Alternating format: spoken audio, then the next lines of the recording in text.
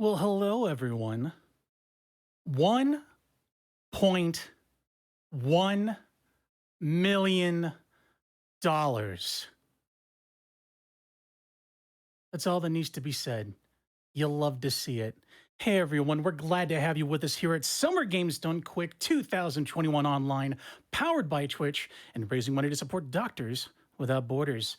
My name is iggyzig, and I'm going to be your host as we science things up in two incredible Half-Life series speedruns. That's right, just two. There is no third one, unfortunately, tapping into a disappointment I'm sure we've all been feeling for a very long time now.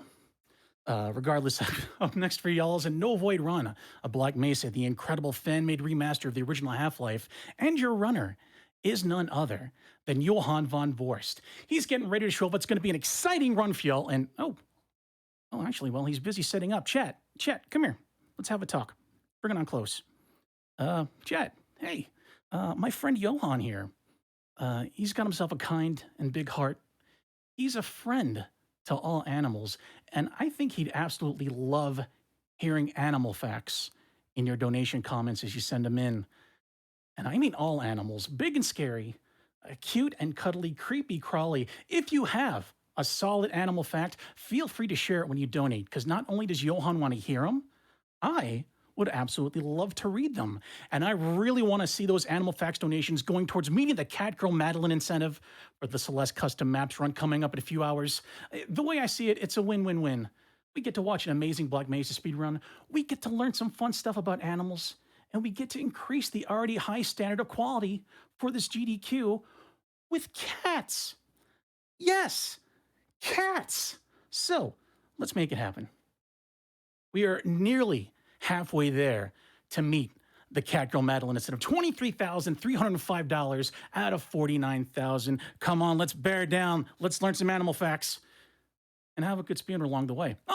Hey. Oh, hi, Johann. Hey, Couch. Looks like we are ready to rock. So everybody, get your head crabs on and show lots of love for my boy, JohannVonVorst. Typing in GDQ clap into the chat makes a fantastic emote to welcome him and his No Void run, a Black Mesa. My friend, take it away. Hello everybody, my name is Johann. I'm here today to show you my favorite game.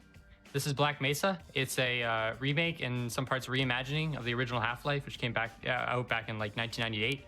This game was only recently finished, I think in 2020. We're going to be running on the 0.9 version, which I think came out like early 2020, I believe.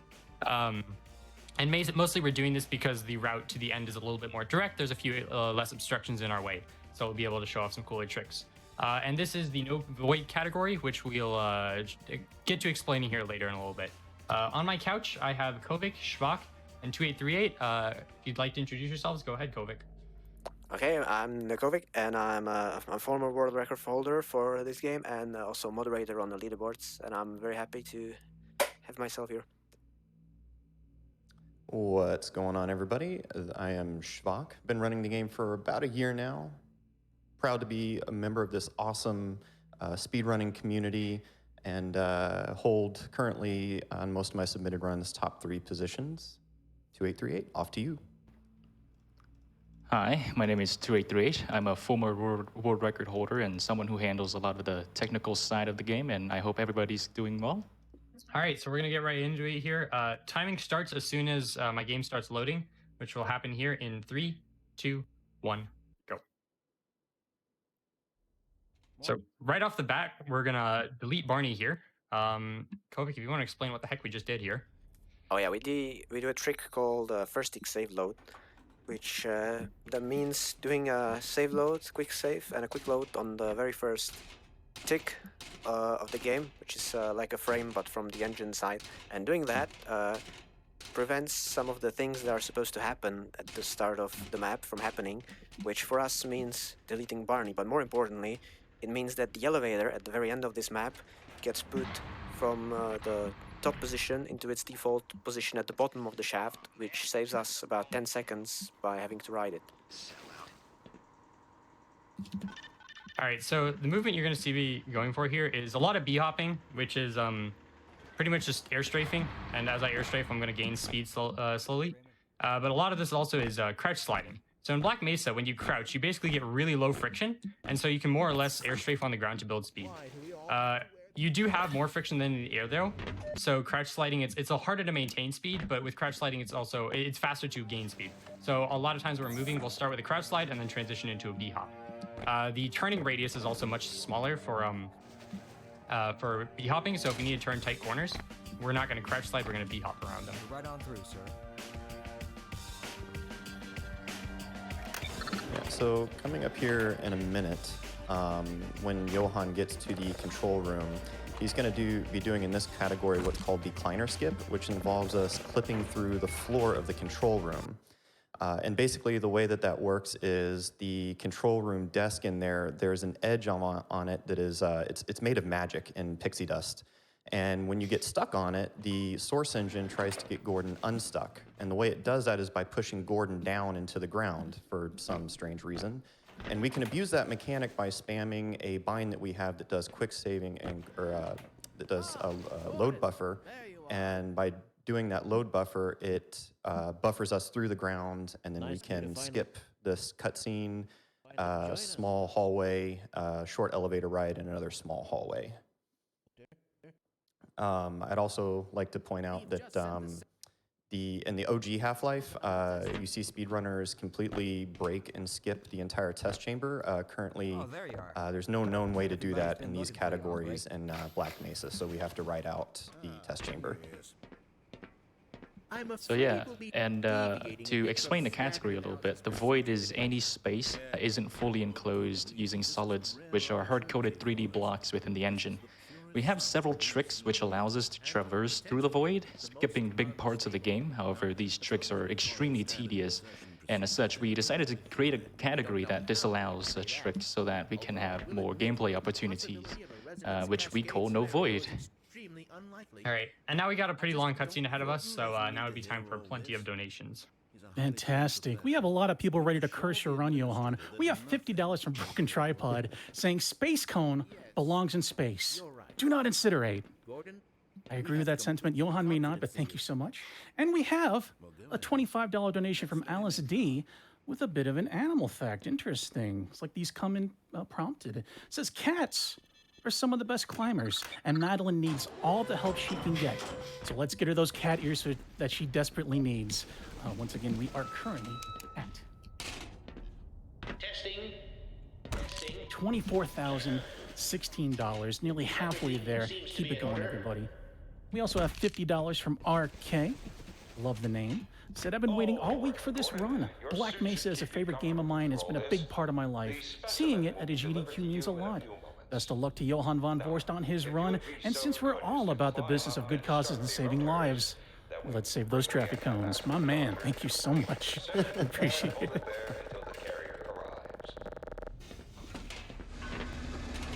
Time for like one or two more here. All right, we got Big Tears with $10, saying simply, let's hit that Celeste incentive. Indeed, thank you very much. We also got V with $25. They say simply, the time is meow. Thank you so much. I may have lied. We may have time for like three more, so. Oh my golly, we got lots of love for that MSF interview with JHobz and Kelder. Got an anonymous with $25 saying that pneumonia vaccine stored by Kate inspired me to donate. Keep up the great work. Gordon, we cannot predict how long the system can operate at this level. All right, so coming up here, in terms of like the story of Half-Life, basically we work at a big research facility called Black Mesa. That's the name of the game. And light spoilers, we cause a massive disaster, and for most of the game we're gonna have to try and survive and fight our way out of here. And so up right now is just a cutscene where we cause the disaster here, and Gordon himself is somewhat of a magician, and just to demonstrate, he can move objects with his mind. And so to show you here, there's a cart I'm going to need to push into the middle there, and I'm going to use it. I'm going to move that here with my mind. As soon as this gate drops, forward it goes. There we go. And now here's another decent long cutscene, so I think we got time for plenty of donations again. All right, fantastic. We have $50 from Saris Says, of course I had to donate during your run, Johan. Me and Doug are watching while I work. Good luck. Have fun. Oh, and Shout an out animal Sarah's. fact. Oh, Black cats are black due to melanism, which means they produce so much melanin that their fur and skin is blackened. Sadly, black cats tend to be adopted less often than other cats, but hey, actually made for great pets. Research suggests that black cats are more resistant to viral infections, so that means they'll probably be going to the vet less often. And they'll also Shout be out scaling Sarah's. that mountain.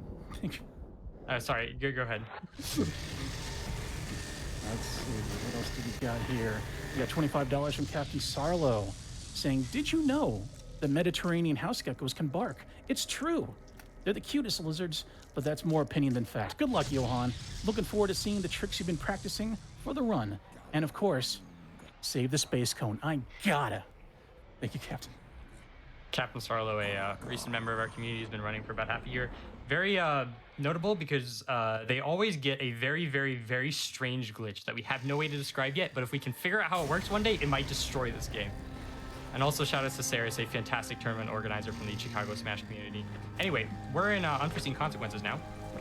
Now the disaster's happened and we're gonna have to get out of here.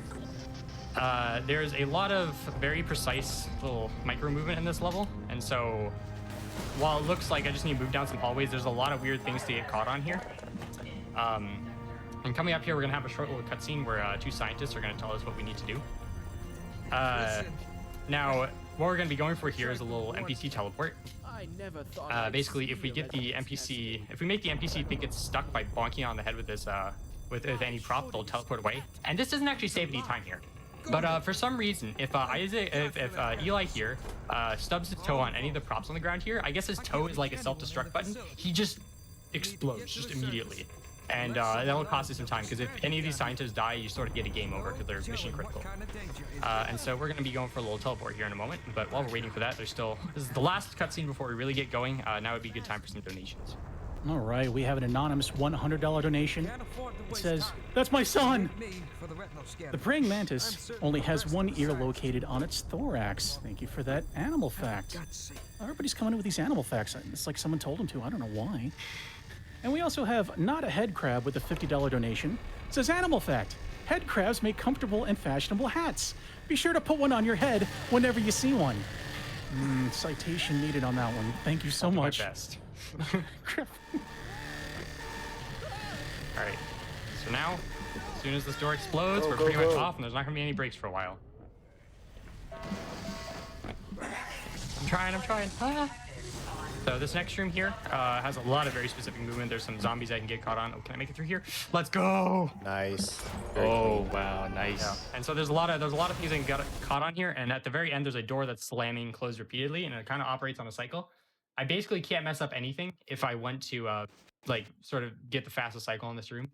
And there's not really any way to tell what cycle you get other than looking at a timer. So we'll see what happens here. Yeah, in the next corridor there'll be a pair of really nasty zombies that like to catch you like that. Oh. Ah. Put them right there. Unexpected cameo. Jeez.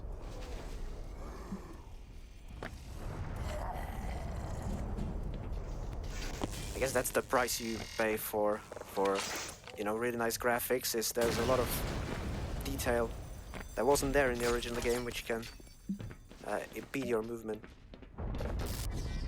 Yep. So coming up here is an elevator that's broken. I'm going to try to use my magic toolbox to fix it. And so it's a little bit RNG whether or not my toolbox works. Not truly random, it's just a lot of things going on that we don't fully understand. And so we're gonna cross our fingers and hope for the best here.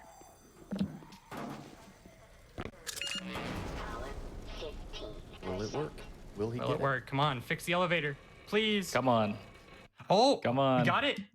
Oh, Oh, come on. did you get it? Now I gotta get out of here. I think he Oh, got it, God. but Fix the elevator. Good. Oh, See, my fixed. Fixed. goodness. We made it out. mechanic. no. Mechanic Johan. And then he got crushed. Yeah. Okay. So I didn't actually fix the. Yeah, that's a possibility. Yeah, I didn't actually fix the elevator. Oh, geez. I didn't actually fix the elevator. I merely clipped through it using a prop. So normally, oh, geez. Here, give me a sec. There we go. Normally we get the way we go about clipping is instead of like getting stuck in like level terrain like we did with the last one, we get stuck in a prop, and so we can do that usually by pushing a prop into a wall until it sort of like gives up and just like moves into our head, and then we're stuck in the prop so we can clip down. That's what we did there. Or another thing you'll see a little bit later is, well, we'll get to that when we get there. So that allows us to skip that elevator and save roughly 10 seconds. Fortunately, it is very inconsistent, and it's not quite like a necessary bit of it that you have to do in order to get a good run. So it's just mostly there for style. I do want to mention here coming up, you're going to see Johan go into some sewers with barnacles and barrels. Do not let a barrel get stuck in a barnacle, because they have the tendency that when they spit those barrels out, they spit them out at warp speed, and it will instigate Gordon. Yeah, just like that. So get out of the way, and then you don't die. So if they do suck up a barrel, you want to get stuck there. All right, coming up here, I'm going to do a save delete 2838. Please explain what the heck is happening. All right, so we spent a lot of health and ammo on various skips throughout the run, and as a result, we sometimes do not have enough resources coming to some maps, for example, the next few ones. However, we can make the game reset our resources by trying to load back to a deleted save, causing the game to reset back to a default state with the same health and ammo as what the casual players should have up to that point. And just to note, this default state is actually determined by the developers themselves and not by the game. Side So effect the of that skip is here that some maps don't have the default state set by the developers, and if you save delete on those, you get no gear.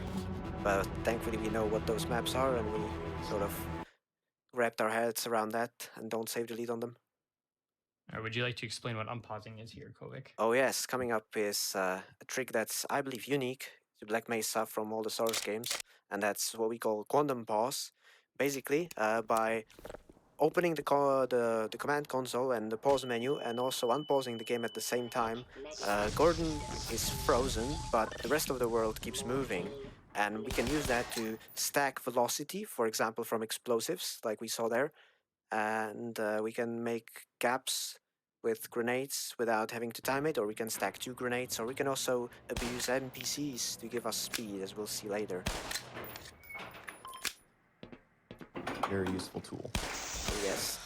And here is a weird skip, which is, we call it apps, box, and manipulation. Basically, the player character has several hitboxes, and one of them happens to sort of move upwards whenever we jump and crouch. And when it goes upwards, it goes into the ceiling. And when it's inside the ceiling, we can do quick saves and quick loads, and we sort of buffer through the kill trigger, which is here around this electricity, and so we don't have to go around and disable the electricity.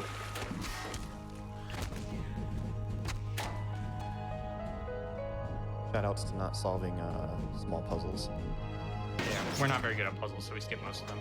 Yeah. We only know to go fast. Coming up here, I'm going to do a very specific save load, similar to what we did at the beginning of Anomalous Material. Oh, yeah, so on the next map. Kovic, if you want to explain what this is all about. Oh yeah, this is the shortest map, or one of the shortest maps in the game, but on the next one, Johann's gonna do a quick save and quick load, just as the next map is about to load in, and the effect is the same as we did at the very beginning of the game. It's just a bit harder to get the timing, because you have to do it at just before the map loads to do it on the first stick, and the effect is similar. Yeah, if you mess it up a bit, that's what happens. Oh. Okay, that's weird. I've never seen that happen before. Yeah, it was a bit too early.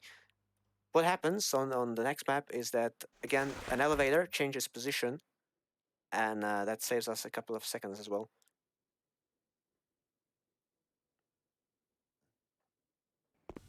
Oh, slightly too late there. So this trick, kind of, I have to count out the load times to like roughly time it right as the loading ends. And so let's hope we got it there. Did not look like it. And so We can if do I the backup, change I guess. Yeah. Yeah. I think we got Backup it here. strats for the win. That should be it. Okay. So that sort of thing, I have to time out my load times exactly. And so a lot of times if I change any settings, it's going to change like how long I have to wait there. And just because like you know, when I usually stream, I'm not doing all the extra stuff that I need to have up here for GDQ. So that's going to affect that load time a little bit, but we got it eventually, so it's okay. Here we're doing another unpause boost, this time using it to stack 2 grenade boosts back to back. And now here's the big thing here, because the elevator, because we did that save load at the beginning of the map here, this elevator is moved down. Normally you have to climb up and make it drop first, but we save ourselves like 5 seconds here. And here's another sort of like ABS box abuse. We crouch save load and our like hitbox jumps a little bit up, which hits the change level trigger in that elevator. Now we're on to the level We Got Hostiles, which used to be probably one of the best levels for learning the game. Sort of in the context of the game, this is where we learn that the government has sent the military to sort of clean up this thing, and cleaning up involves cleaning us up as well. Now, unfortunately, it's no longer a big movement thing. We have destroyed this level about a month ago. 2838, if you want to explain what the heck I'm doing here. Okay, so in the source engine, Probs and Gordon do not play along well, and when we're stuck in the barrel in midair, like what Johann's doing right now, the barrel will try to push Gordon away, which will do funny things to our hitbox. We can use this through to clip through the door behind us, which is a direct path to the end of the cutscene. So what you'll be seeing Johann do in a minute here is to wait until the hitbox, his hitbox, to be deformed enough. It takes quite a while, but again, it's just a few seconds. It's much faster than going through the chapter itself. And he's gonna flip the barrel, and then he's gonna walk against the door, and he's gonna try and make the barrel push the Gordon through the door itself. It's a very precise trick, this. That should be it. And he's going to use grenades to push himself through the door by using save load buffering.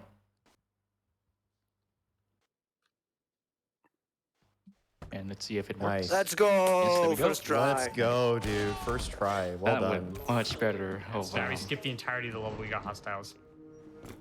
That map goes in a circle, sort of, and pretty much every level that like goes into, I golded that. Every level that goes in a circle is going to we were going to break in some way like that. Also, fun fact about that level, just the other day I was grinding ILs for that, and me and Kovic actually tied world records for that to the in-game tick, which is 1/64th of a second. Anyway, coming up here is a clip where we're not going to use a prop. We're going to have some like doors close on us. And more or less, we'll get stuck in these doors. Ooh, that's not good HP. I'm going to reload. More or less, the doors are going to get stuck in us, and then we can use that to sort of save load down. Oh, okay, that's a little better. We'll go with this. Whatever happens, happens. So yeah, we get stuck in these doors, and basically we're going to clip through this elevator and then fall down the elevator shaft. In order to avoid taking fall damage at the bottom, there's a tiny slope that we sort of land on, which doesn't reduce all our fall damage unless we're really lucky. But it will remove most of it, enough so we survive and have enough health for the next trick coming up here.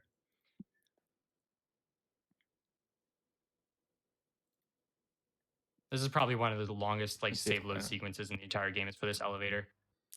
It's another I do wanna... disadvantage of having beautiful graphics. The game loads a bit longer than Half-Life 1, the original. We'll see more of that later. All right, is he going to get puddle skip? Let's go. Come on. Are you a gamer, Johann? Are you going to hit the displacement? 2 good? HP. 2 HP in a Come dream. on. Holy pog. Oh, I'm sorry. Is he going to do it? Oh, Should have went for the other one. second try. Come on. Second try. Yes! Second try's a charm. No! Oh, Forgot to slow myself down. so close. So what's happening there is there's a little bump in the ground there, because the ground is made of displacements to give it more organic look. And he wants to bounce in directly into the pipe, the hole in that pipe there. Okay, No, I didn't catch the ladder. Oh, jeez. Oh, It's I all gone saved. wrong. Oh, no. Oh, wait, I can save this. Hold up. I think I can. Yeah, there we go. There we That was an go. interesting save load, but that works out. Yeah. The benefits of not having of only having 2 HP here, because I took a little damage on that bolt squid earlier, or the consequences of that is that there's a significantly easier skip that I tried to like boost that I tried to go for there. Oh geez. Okay, there we go. It's significantly easier sort of launch that I tried to go for there, but you need like 5 HP to make that work, and I only had 2, so it wasn't really an option.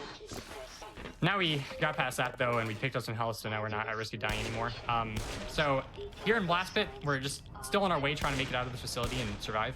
But we're gonna run into a big scary monster here that's in like a rocket engine test silo. Normally, we need to turn on a bunch of like rocket fuel and oxygen, and then we burn it to crisp. Dealing with that takes time. We'll leave the other scientists around here to clean up that mess. So we're just going to use this big friendly tentacle monster to slap us on the head and sort of bonk us through the floor so we can clip out to the bottom of the level where we go to the next map. It is a little bit AI dependent here, so it's not very consistent. Fortunately, though, that was interesting. Wait, Wow. this is improvising. Creed's This is climb. improvising.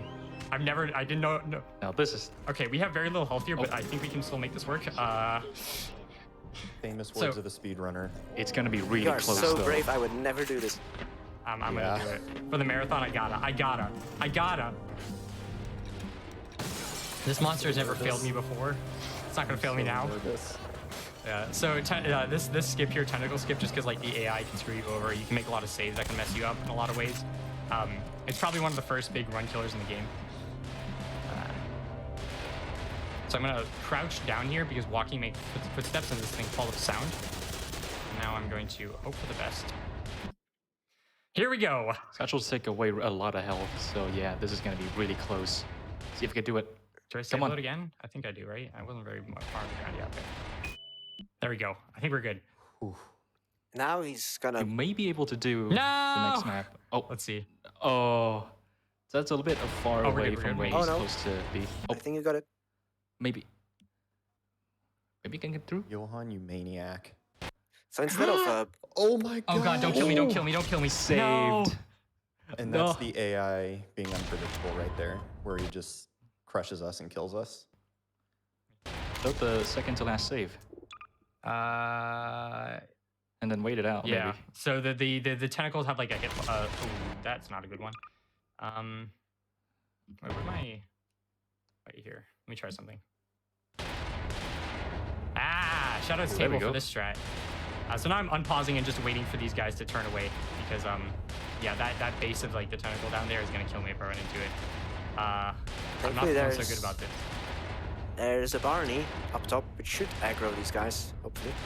I think he already died. We were too Yeah, I slow. think he's dead. Wait, just hope for the best, I guess. I don't know. This is I think awkward. I should probably just restart. Yeah. Nope. Do we have a? Oh, Oh, here's a good one. Here's a good one. Let me try this one more time. Autosave for the rescue. Yep. sometimes life is just like that, and this tentacle is just ruthless. Like, look at that. Usually you have a lot more HP, but me being an idiot and trying to be cool has taken a little bit more liberties than I should have. Oh shoot, did they? No, okay, I gotta restart here because they kill it. So there's a Barney that comes out of a door there and aggroes them, so they turn away from me. And if I'm too slow, they'll kill him before I really get up there. Oh, geez. Should I just restart this map? How doing, man? You got this, YOLO. man. You got this. We believe. Okay, here we go. Well, that's a good Barney's one. alive. You could hear him shooting there for a moment. Don't kill me. Okay. Okay, and now we make a save, and now we wait for them to turn away, which they should do here. There we go. That's what we're waiting for. All right. That was an adventure. We should be good now, assuming we got on the right... Oh, shoot. There could be still one thing that messes up here. I think we're okay. We believe. I don't like this. We believe in the save loads. Come on. Yes. Let's go! There we go. Thank you, Space Cone. Congrats. Oh, geez. Okay, well, that was fun. Any strategy Yeah. involving AI is always makes my heart go. Generally. Okay, so normally you can get through here really fast because we have a lot of HP. That is not the case anymore, so we're just going to be very careful with these satchel boosts. And now we're moving on to power up, where pretty much the same thing happens. We run into a big monster blocking our path, and we let everybody else deal with it because we can't be bothered. What I'm going to be doing here is a prop clip. Sort of the same thing that I did in the elevator. Now we're going to use that prop clip to slip under a door. And normally you wonder, we do it here, so why wouldn't we do that with every door? Well, the thing is, we can only, once we clip, we can only like move in and out of a single sort of piece of level geometry. And in this case, the floor underneath the door is continuous. Oh, excuse me, sir. The floor underneath the door is continuous, so if we can get stuck in it, then we can move through that floor to the other side of the door. If there's like two different floors on the opposite sides of the door, then ooh. That's a weird one. Oh god. Oh, that's Hurry, hurry, hurry, hurry, hurry, hurry. He's gonna get us, he's gonna get us. Okay. Don't let the big boy. Yeah. Yeah, if you get hit by the Gargantua there, it will mess this clip up. Yeah, this sequence of levels, like we got hostiles in a blast pit into power up into the next one here, are just sort of like, we used to have a very consistent route, but no, those four next to each other, it's like none of them are like huge, really common to run killers, but getting cleanly through all four of them is just it's difficult. Nice, we made it. Nice. Well done. Very good. All right, and now we're supposed to have a frame here, but please tell us why it's not, how we're gonna get past it, Kovic. Well, there's a trigger here, the level transition trigger, and it's supposed to activate when there are two entities inside it, which is supposed to be Gordon and the tram. But if you make a quick save and then load that quick save inside that trigger, the game is gonna count to 1, and then you load it, and it's gonna count to 2, and it's gonna put you into the next level, even though you don't have the tram. And now, because he stood in a very precise spot inside the level transition, he got stuck inside the tram when it appeared on the next map, and then was able to clip through the elevator with the tram using a grenade, and that saves, I think, 30 seconds or something like that. It's a pretty big skip. Yep. Now we're on to the level on a rail. More or less one of those, there's a little Barnaby pass by there who tells us that we're supposed to launch a rocket to help out some Lambda team stop this like alien invasion that we caused. We don't really like this level too much because there's a lot of waiting, except for one guy, a member of the community named Knight, who is a huge fan of this. Oh, I'm right. Okay, he's a huge fan of this level. Unfortunately, despite having thousands of attempts in it, has only finished 4 runs. We bully about him all the time. He's a great guy, and he takes it like a champ. So shout out to Knight here. But aside from that, we just have really a little button puzzle here. So now it'd be time for like 1 or 2 donations. Sounds great. We got $50 from Empire Ship. They say, thank you for subscribing to Cat Facts. Did you know? Cats use their tails to balance and have nearly 30 individual bones in them. The first cat show was held in 1871 at the Crystal Palace in London. A cat has 2 vocal cords and can make over 100 sounds. Lastly, 10 out of 10 iggyzigs suggest that maybe the Catgirl Madeline incentive will make chat 100% cuter. Much love from the donations team. Thank you all. And we are currently sitting at 25,473 to meet that incentive, everybody. Keep that needle moving. Awesome job. Let's keep it up. We got time for one more? Yes, one more. Yo, we have from Mundaman with $50 saying Black Mesa speedrunner extraordinaire, Smash Bros Pro, animal enthusiast, and generally great human being with a cool name. Is there anything Vorst can't do? Tentacle skip, apparently. Thank you for Mundaman. Oh, appreciate it. Wait, what? What the? I clicked off the game on That accident. was weird. Can we all see everything fine? Yep, all good. Okay. So now we really like toolboxes. They're very consistent props to clip with, and so we use that to clip past this door because normally it only opens if we have a tram with us, which we so tragically left behind. Fortunately, once we clip through that door, we can save delete to get back in bounds. That's the only save delete you're going to be seeing here in on a rail because we're still pretty early in the game, so it doesn't give us a lot of the game doesn't give us a lot of explosives, but it does scatter a few throughout the map. So we kind of have to pick those up as we go. And then make sure that we don't save delete to lose all of them. Because having explosives to like boost through this area, there's just a lot of movement. It saves a ton of time.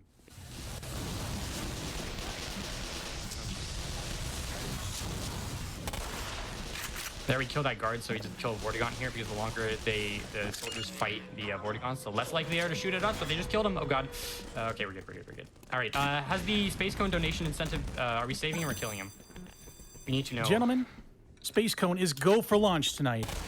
All right. Just want to let you know that incentive raised over $10,000 for MSF. Thank you, everybody, and thank you, gamers, for coming together to launch a traffic cone into space. You are the real MVPs. So Space Cone is sort of, I take credit for Space Cone because during my runs, I take this traffic cone here and set him on the launch pad of the rocket to send him into space. Don't ask me how just putting him on the launch pad sends him into space. It just does. We're not here to ask questions. And then later on that evolved into me singing a song when I did it for good RNG and good luck in the rest of the run. And then that led to one of our community members creating a Space Cone emote. So this is Space Cone, and I'm so happy that you all donated to save Space Cone. Everybody, please salute Space Cone as he goes to space. Thank you. So a little bit counterpoint to that. I am of the opinion that Space Cone curses runs. I never save Space Cone, and as a result, I have the world record in this game. So a lot of bad things are going to happen to us now that we save Space Cone, and that's all your fault. Anyway, we have a lot of HP and armor here, so we're going to be able to go for a lot of explosive boosts. Armor is super powerful in this game, unlike in the original Half-Lives. We get all the same boost out of it, but armor takes like 2/5 of the damage, then our health takes the other 2/5, and then because we have armor, 1/5 of the damage that we take just vanishes. So we can go for like 3 pretty high damage boosts here. 1 grenade, we're going to do an SMJ nade here. And then coming up, we're going to do, just give me a sec to pay attention here. Okay, we're going to do a unpause boost with a soldier melee. Everybody knows the best way to fly is to flap your arms. Unfortunately, there's no button to do that in this game. But fortunately, this guard here will help us by flapping his arms for us. Sometimes Oh, he's having second thoughts. Once again, AI. He really does not want to do it. Yeah, there's very specific. Oh, here we go. There. 1, 2, Come on. 3. There we 4. go. It's a weird angle though. So, normally, there's a way to get it consistently if you move around them, but if you mess up that movement very slightly, they won't actually do it. Anyway, what are we doing here, 2838? So again, displacements are bumpy bits of ground or wall that, but they sometimes have really unreliable collision, as you can see from the puddle skip from before, and its backside doesn't have any collision with players for some reason, which allows us to get stuck in it and allows us to, well, do the skip here, flipping down right into the final section of this chapter. Yeah, so this door actually opens if we launch the rocket, but once again, we can't be bothered. We'll leave it to someone else to do. I'm sure Space Cone will get to space somehow, right, guys? That's what we all want anyway. We want Space Cone to get to space, so someone will see to it, right, guys? If you notice in the episode DLCs, there are traffic cones. So Space Cone, he is around. Oh no, he's always watching. With us All forever. Now we're on to apprehension, which is pretty uneventful level. So if you want to take it away with, we have time for like 2 or 3 donations, I think here. All right, donations. We have $25 from Carmen Elizabeth. They say, longtime watcher, first-time donator, and I'm super happy to donate during my pal Johann's run. So excited to see you on the GDQ screen and so proud of you as well. My animal fact is that in 1989, Russia sent 2 tortoises to space for a week. Thank you so much for that donation. And our anonymous donor from earlier decided to out themselves with a supplemental donation. God of Grunts sends in $25 and says, my last comment was anonymous somehow. Oops. Let's try that again. That's my son. The second animal fact. The platypus does not have nipples. It oozes milk from pores in its skin that it collects on its abdomen for its children to feed. Fascinating. Thank you very much, God of Grunts. So there's a shark in this water here. We just, like bears, you don't actually ever have to outrun a shark. You just have to outrun whoever you're with. Unfortunately, that scientist does not know speedrun strats. So while that shark is busy eating the scientist that we just passed, we just sneak right by him, move on to this next area here. That was a dolphin dive. Animal facts. Gordon is actually canonically a snake and a dolphin. So I think we have time for 1 or 2 donations again here. All righty, we got $25 from Keith. They say, hey, Johann, found a break at work, so I'm able to catch part of your run. You are doing great so far, and I'm sure you're going to kill it for the rest of the run. Hopefully, I'll see you soon in a tournament where the challenge is thrown. And we have $100 from Cynthia Petunias coming in with an animal fact. They say, did you know that capybaras, the world's largest rodents, are excellent swimmers? And they can stay underwater for up to 5 minutes. And they're so chill doing it. Thank you so much, Cynthia Petunias, for that awesome animal fact. I think we have time for 1 more. Alrighty, we got Rano with a $5 donation. They say, did you know that cats have a dominant paw? Male cats are usually left pawed, while females are usually right pawed. Thank you for that wonderful cat fact. And speaking of cat facts, just saw that. We are currently at $26,000 out of $49,000 to unlock Cat Girl Madeline. Keep it going, everybody. Let's get it met right meow. Let's go. All right, Kovic, what are we doing here? Oh yeah, he's picked up a barrel and he's going to push it against this door as it's opening. And the reason he does that is the physics engine is not a big fan of moving things. You might know that if you played Portal, you cannot place portals on moving platforms. And so doing that makes the barrel, lose collision, but it's going to regain the collision after exactly 4 seconds. And we can use that to get stuck in it very easily, much more easily than the normal method of pressing it against the wall really, really hard and hoping it's going to cooperate. And doing that means we don't have to go through that scary freezer the scientist was talking about, and instead we go right into this vent, which just happens to have the level transition trigger right in front of it. All right. So here I'm going to go for a recent discovery that is incredibly inconsistent just because there's a lot of things you have to do at once. And it's really just a swag strat, but I like going for these sorts of things, so we're going to go for it anyway. That was not good. Almost there. There we go. Kofi, do you want to explain what I'm doing here? That might have been a bad save. So he's hunting this teleporting in Vortigon, and when an enemy is teleporting in, the developers made sure that you not get stuck in them, and so the enemy is gonna push you away with really high speed, and we use that to get launched upwards and skip riding that relatively slow elevator. Yeah, that was an exploit sort of found by runner xCape, who we'll talk much more about later. And probably, in my opinion, my favorite boosting technique in this game. It's so cool. Anyway, we have a cutscene here to watch. We've been caught and captured by some of the military people, and they're supposed to go take us topside for questioning. But that's boring to listen to. So, iggyzig, if you have any more donations, now would be a good time. Well, thank you kindly. We have $35 from Perk. They say, Johan not wearing an esports jersey? Today must be a special day. Excited for such a great run. Get those explosion boosts. P.S. Word around the grapevine is that Johan is a bug collector and should be able to be for quite some time because there are over 10 quintillion insects currently on our planet. That's a 1 followed by just a lot of zeros. Thank you, Perk, for that excellent donation. And we also have $25 from Magico13. It says, Animal fact, carcinization is the tendency for things to independently evolve into crabs. Therefore, head crabs are the optimal creature in Half-Life. Something to think about. Thank you, everybody. I had to wear the flamingo the flamingo shirt today just for the animal facts. Anyway, so now we're in residue processing. But for some weird circumstance, we didn't actually, the military didn't dispose of us. They just threw us in a trash compactor to die by walls. But as we've noticed so far, walls are merely a suggestion. So we're going to be going for a similar clip that we did in Apprehension here, where we make the prop lose collision by pushing it into a moving object. It's very consistent. And now we're going to get to some really weird stuff. 283, take it away. So, for some reason, at the bottom of the pond that Johan's going to fall into, there's a door that opens upward with massive momentum, which sometimes causes us to bounce upward really quickly. It's such a big problem that the game developers actually put in an invisible wall above our head just to stop us from bouncing too high.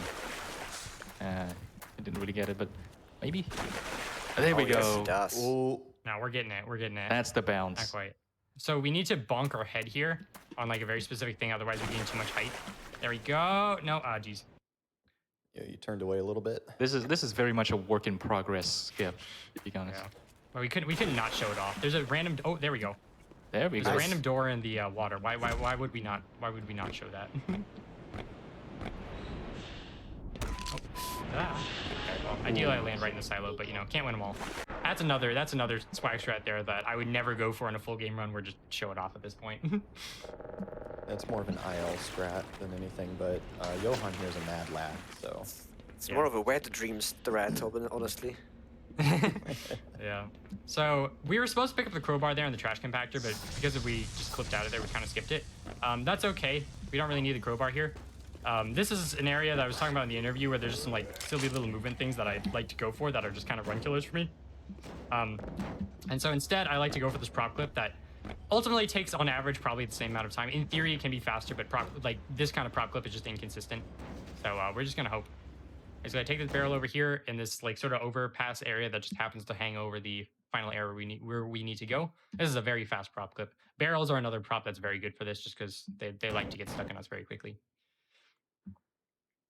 Yes, you can technically use anything to prop clip, but most of them are severely inconsistent, and most of them actually are sort of once in a lifetime you can do it. But barrels and toolboxes have proven to be most nice to us. All right, and so now we didn't really mention it, but earlier in Unforeseen Consequences, there was like a grenade on a big drop that I did, and I used that grenade specifically to avoid landing in some water. I don't like water in this game. It is spooky and scary and is filled with voodoo wizards. Basically, the movement mechanics in water are kind of weird, where like you sort of drift, but if you like let go of you can only really move quickly in the direction you're looking and holding W. And you kind of drift, but if you like change direction and let go of W, sometimes you make a tight turn, but sometimes you don't. So I generally like to avoid it entirely. And also, it looks funny. Watch this fight. Oh, did I skip? Oh, geez. Unlucky. I missed my exit. There we go. Yeah, so if you shoot, it makes splashes underwater for some reason. Because, you know, that's how water works. Wait, it's not? Do you expect an answer? He doesn't like water. He's not exactly a water scientist. I don't know how it works. Marine biology could not be me. That was a pretty clean boost. Well done. Thank you. That saves All like right, so a in second. this section, as you can see, a door opens, and this door only opens if you stand in a very specific spot. Well, not really specific, but yeah. I learned that the hard way by losing a PB to it. So great. Yeah, I feel like that's just one of those tricks nobody talks about and everybody loses a run to because they're just standing on the door and it's like, why isn't it opening? It's like, oh. Some crushes we got to get under. There's like some very interesting movement patterns. Just skip them all entirely. Suffice to say, this being the level where you swim through the trash, I don't like this level very much. So I haven't practiced the ILs nearly as much as I should. Shoutouts to a runner named Table, who is the trash master of this level. Oh. Ah, okay, we're okay. Oh, we'll try that again. No. So I don't actually need the health here, but you can technically jump over this trip, and it makes the rest of the area kind of faster. Let's try one more thing. It's a 4-tick precision, so there's 4 ticks for you to jump. Ow. There we go. Yeah, so it just means like I have to climb down a ladder instead of like falling down and taking fall damage, but that'll be okay. So now we're gonna come up to a long forgotten relic left by the devs for us to find here. There is normally we have to climb up a ladder here afterwards to transition to the next map, but there's a tiny change level trigger floating in the air. Completely forgotten, just one tiny little cube. And if we do that sort of jump, correction, save load strat, which we did in Off of the Complex, we'll hit that trigger and progress to the next map without having to climb up a big ladder. So we can tell we got it by this really long load time. There we go. So now we're in Questionable Ethics, which is, I think, casually my favorite level in the game. It's got really great atmosphere, great music, a cool ending. And just to make sure that you guys all get the authentic experience, we're going to skip it all entirely. And you guys can go find it yourself when you buy Black Mesa. Play it now. Yeah, play it all now. I clicked off the game again. Oh, God. Okay, so history. Yeah, go ahead and explain what's happening here. So this chapter has a very dense history. Originally, there wasn't any skips for it, and people just did like we do in no clipping. However, soon enough, I found a skip to bypass the entire chapter, much like We've Got Hostiles, but much easier to do. This skip worked up until 0.9, which is the version we're playing on, where the developers rudely patched it out. So for some time, we used different skips to save time. Some were tedious, but some were amazing. But eventually, Sunset found a way to do it, which is what we're going to see here. The strat is very, in theory, it's simple to understand, but in execution, it could get really annoying. So what he's going to do is that he's going to bring this holy barrel to the other map here. This barrel will help us skip the entire chapter. Now he's going to initiate something that we haven't seen before. Instead of a prop clip, prop jutting into us, we're going to try and make this prop go through the wall. Using, of course, voodoo magic, and as you can see, it's now through the wall. And now he's going to go back into the last level and set up a very precise, not really precise, but set up in such a way that when he goes back to the next map, he's going to be clipped into this wall here. Let's see if we do it. There we go. And using all the tricks we know before, he's gonna do a safe load buffer to go down through this wall into the space below. Now, just before anybody calls us out for going into the void and things, the space he's gonna go into is technically still enclosed and technically still within bounds. So yes. Yeah, the skybox is around us. Yeah. And you're gonna see him trying to get this barrel up. This barrel is very light, even though it's made of metal. And as you can see, pistol bullets are able to, get it up to position above Some this say little it's room. filled with helium. Yeah, probably. It's somehow not breaking though. So there we go. And he's gonna set up so that he can damage boost up there with the barrel. Yeah, no, that was not a good Oh, one. just missed it. Barely missed it. Almost. There we go. That should do it. Nice. There we go. And now he's going to do a drop clip, which we've all seen before. And this room below us is a very significant room. This is the final room of questionable ethics before we get into surface tension, or at least the final part of this chapter. And he's going to save load down into this room and then end this chapter. It's very Few usefully more. marked exit. If you noticed. Yeah. This room was also known for breaking the game and causing soft locks because of a level transition trigger that wasn't fully extended on either side of the doors there. You need to stay in the level transition for like 2 seconds, and if you pass all the way through the game, just soft locks, which is unfortunately something you can run into in casual play. Well, not anymore because it was fixed okay. in later versions. It skipped after what, like 5, 8 years? A long way. So now we're on to surface tension, which is probably the community favorite level. A very contested IL. Also one of the hardest levels in the game. And to start, I'm going to start off with attempting probably the single hardest trick in the game. And Shvok, I'm gonna let you explain. Let's go. Let's go. So what Johan is going to do in this next map here, there's kind of like a mini boss fight that involves Gordon fighting a helicopter and then doing a small puzzle and going through the dam. He's going to skip all of that. Nice first try. Let's go, dude. That was amazing. By surfing along the cliff there. It's kind of like surfing. It's kind of like surfing in Counter-Strike almost, but we use that surfing technique on the side of the displacement there to stay above a trigger that if you fall into would actually end the map, it would fail you. And so we have to surf at a certain height there to stay above that trigger, and then we can drop down where the trigger is shorter and transition to the next map here. Yeah. So surface tension has been a very hotly contested IL. For the longest time, it was just like one of the biggest run killers in the game. Oh, that was so clean. No. Okay, we're good. One of the most contested. Out. Yeah, one of the most contested ILs in the game. For a long time, it was forgotten because it just had one of the biggest run killing tricks in it. And can we get this? No. I'll try it one more time. I had one of the biggest run killing tricks in that, and then I started messing with it a lot because I'm like, this level is cool. I want to get good at it. And suffice to say, I have like over 5,000 attempts in a single level. I pushed the world record down by like maybe 10 seconds. Then a guy named xCape, who I want to give a very special shout out to because he couldn't cast with us today. xCape showed up, saw my record, and said, yeah, I could beat that. Shaves off a whole 30 seconds off this run, which was insane because we thought this area was like this level was already pretty optimized.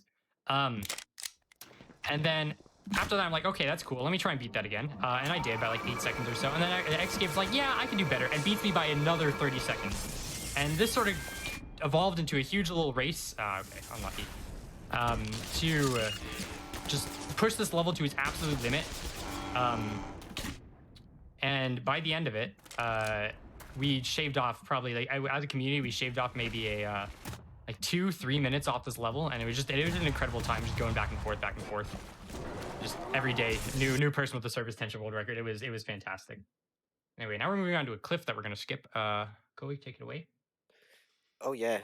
So this is the cliffside map where the helicopter boss fight is, and it's quite tricky to navigate all the narrow ledges. But thankfully, we have a way to do something similar to what the Half-Life 1 speedrun does, which they call pipe to pipe. However, they use the Tau cannon. We're gonna use a marine and the quantum pause we're gonna bait the Marine into giving us a shove and quantum pause in the air, and then the Marine's AI is gonna get sort of stuck in a loop, and he's gonna punch us 7 times in total to give us a ton of speed and make us fly. Now this is one of those things which are reasons why we run a slightly older game than a version of the game than what you download on Steam today, because in a later patch they sort of upgraded the Marine AI, and this sort of looping doesn't happen anymore, and we can't use it. I don't think we ever explained how all the slope boosting works. Shvok, do you want to give it a go? Yeah, so slope boosting in this game, we can use slopes to jettison ourselves off of, as he's doing right. Nice! Oh my god, that is nice. huge. Holy crap! So, chat, Is I that cannot calm overstate gold? how hard that specific slope boost is, and What he is just calm got both gold? of them first try. But anyway, so we can use slope That's boosts a- like that's a- that to give ourselves speed and ramp off of, or land on.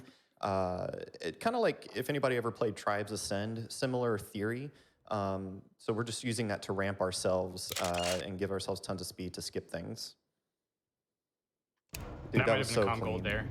That was so clean. I wonder if that was calm gold or, you know. I definitely golded that by almost a second. Oh my god. Yeah. All So right, now we're strip mine room. yeah. So There's a go ahead. So besides seeing the player, the trip mines in this room can also explode through other things like head crabs or pieces of broken boxes. And there's a nasty bug in this room. Is that a barrel, if shot with a shotgun, can instantly crash the game. And as such, we named it very, very fondly as P barrel. In case you ever need a bathroom break. Yeah. Mid-run. Yeah. Also, I assure you that room is filled with explosives, but that SMG grenade in the middle of a room filled with explosives, very safe, nothing to be worried about. Don't worry. Okay, coming up here, we got another teleboost. I love these things, dude. They're so cool. This is the first sort of one that was really exploited a lot. This map used to have like a bunch of like really narrow platforming or a very, very slow boost. But this is one of those things that xCape found that just absolutely revolutionized this level. And I'm gonna make a little sonic cue here. Let's see if I can get this. A little bit high. Oh, nice. No, this is completely fine. Nice. Wow. So there we go. That's There's a another grunt very that's- difficult time to boost. Yeah. There's a little bit of a sound cue and a little bit of a visual cue, but oh, that was a little slow. You can 4 also HP, use don't shoot me, don't shoot me. You can also Ooh, use get the out of there quantum quickly. pause instead of the sound cue. That's what I do. Mm-hmm. Yeah. So there's several ways of doing it. It's a little finicky, but you ultimately just fly across that map, and it's fantastic. I think xCape said the reason he started messing with that at first because there's a jet that flies by, and he just wanted to see if he could land on the jet, and that's the best way he found to do it. The only way fast enough is like, wait a minute, I don't need to land on this jet. I can just go to the end of the map. What a legend. What a legend. Absolutely. Yeah, coming up is the garage map. If anyone back from the days when Black Mesa was a mod remembers the mod Surface Tension Uncut, this is what the Uncut mod was about, and it got added into the actual game later. And actually, the developer of that mod got hired as a developer, so shoutouts to John Kemp. And yeah, we just skipped that entire section by flying to what was supposed to be the roof of that garage, but obviously it didn't look quite rendered to save performance, and that saved a lot of time. We skipped the entire snark section and the part where the Marines find you crawling through a vent and ambush you. We skipped that, all of that, so that was very nice. Now we're on to probably the most infamous map in this game. If anybody's run this game in like the past like year or like any longer than that ago, 283. If you want to explain your sins and your redemption for what you've done to this map. Oh wow, this one I remember clearly. So this map has quite the history, like in questionable ethics. However, the latest iteration of it is easy and risk-free thanks to the cursed light. Now, like we mentioned before, props do not play well with Gordon, and with the cursed light, it really does not like Gordon. If you bring the cursed light near you, it will begin pushing you extremely hard.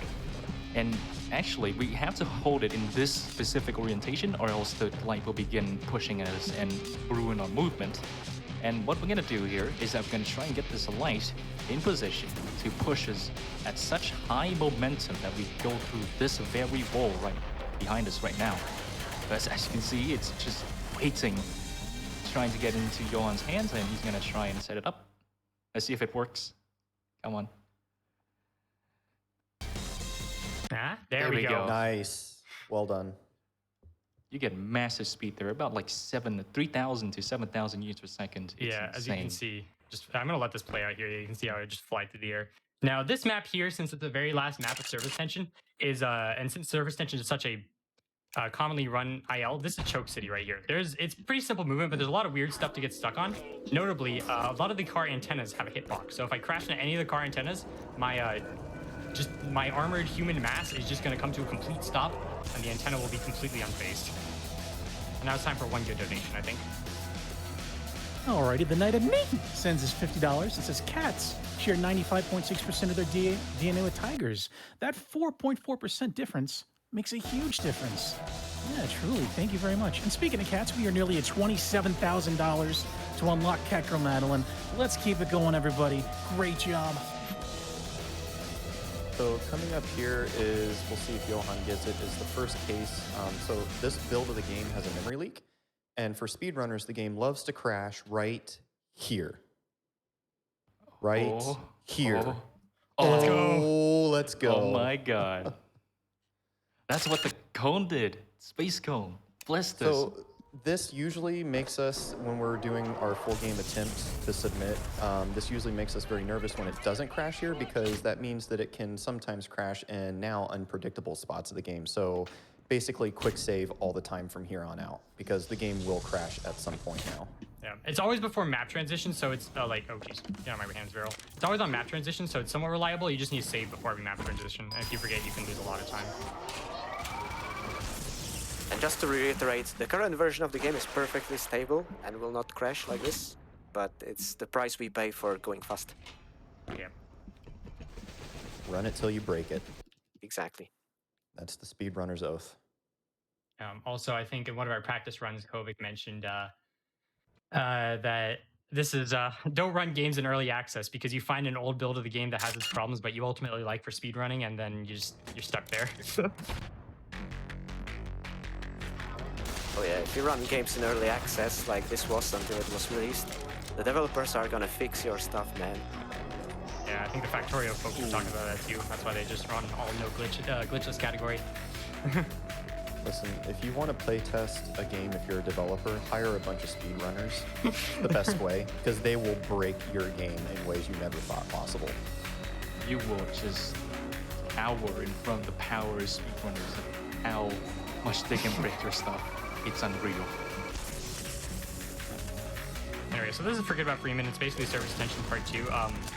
This is mostly just pure movement level, and it's probably the single most optimized IL in the game. Used to be held for the longest time by xCape, and recently I believe Table claimed it. But it's very short. We're almost done here. Nice boost, very clean. Almost. And now we're on to Lambda Core. So those scientists we need to launch the rocket for, I think it was an apprehension. One of the Barneys tells us, hey, you need to head to the Lambda labs to put a stop to this mess. And so now we're here. This is a big, the most sealed off part of the research facility.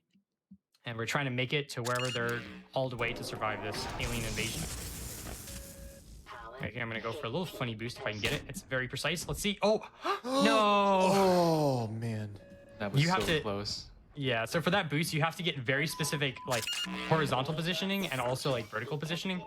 And suffice to say, like, it's basically like golfing right there. You just gotta get a hole in one or something like that. And you can skip all the way to the door. I missed it. That's okay. Now we're coming up on a little room clear here. The rest of those were clean, though. Good job. Thank you. Thank you. Lambda Core is the longest level in the game to speedrun, like the individual level. I think the world record is like 937, I want to say, or something like that. Yes. And that's not because it has a lot of stuff going on. There's only about 3.5 minutes of gameplay. There's about a 7-minute cutscene coming up here in a moment. Did I kill them all? Yep. Okay, we're good. And so here's one of them. So this scientist here, there's a pool of randomized scientists that the game picks from. And it's really interesting because part of the scientist dialogue here is that he tells Gordon that there was a group of them and they drew straws to see which one of them would stay behind. And so each time you play through the game will randomly pick a different scientist as kind of like a send-off to that dialogue. So you usually get a different scientist every time that opens the door for Gordon. Kind of cool. I drew the short one. Yep. I love And here those we go. details, man. Are waiting at the tip of the lambda reactor. Unfortunately, this guy talks for too long, so enjoy my. Unfortunately, this guy talks for too long and doesn't teleport when we want him to. The So reactor is shut down right now. yeah, that's a C4. You put together the details. Bye bye. And then he kills that poor random scientist. That's what you get for Yeah. drawing the short straw, buddy. Unlucky. The things we do to save time. Anyway, so now on this next map, there's a barrel we're going to use to skip almost the majority of this map. If you want to see it actually played out, you can watch an O-clipping run, which Shvok runs a lot. But this Yes. barrel doesn't always appear in the same spot, and it is an exploding barrel, and there are a lot of enemies trying to kill us that could accidentally explode that barrel. So if it's not in the right spot, this could get a little sticky. We're not exactly sure why it's not always in the same place, and I think it should be here, but we'll see. There it is. Okay, good. So we get that away from the hound eyes before they blow it up. We bring it down here, and we're going to start clipping. So while he does this quickly, so the category I run, no clipping, you do have to solve at least one of these puzzles. So in this map, there's 2 puzzles, which consist of 2 pump rooms. You have to activate each pump, which unlocks a door to let us into the next area that Johann's about to go into.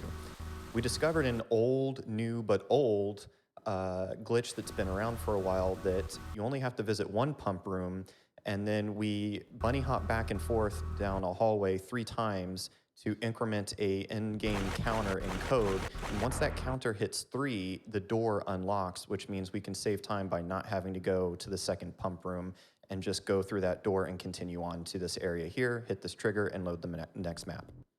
All right. So coming up here, we have a sort of little community debate that just sort of reflects how we as a species are incapable of not arguing over the tiniest little things. There is a boost coming up here, and you can either use 2 SMG grenades to do it, or 3.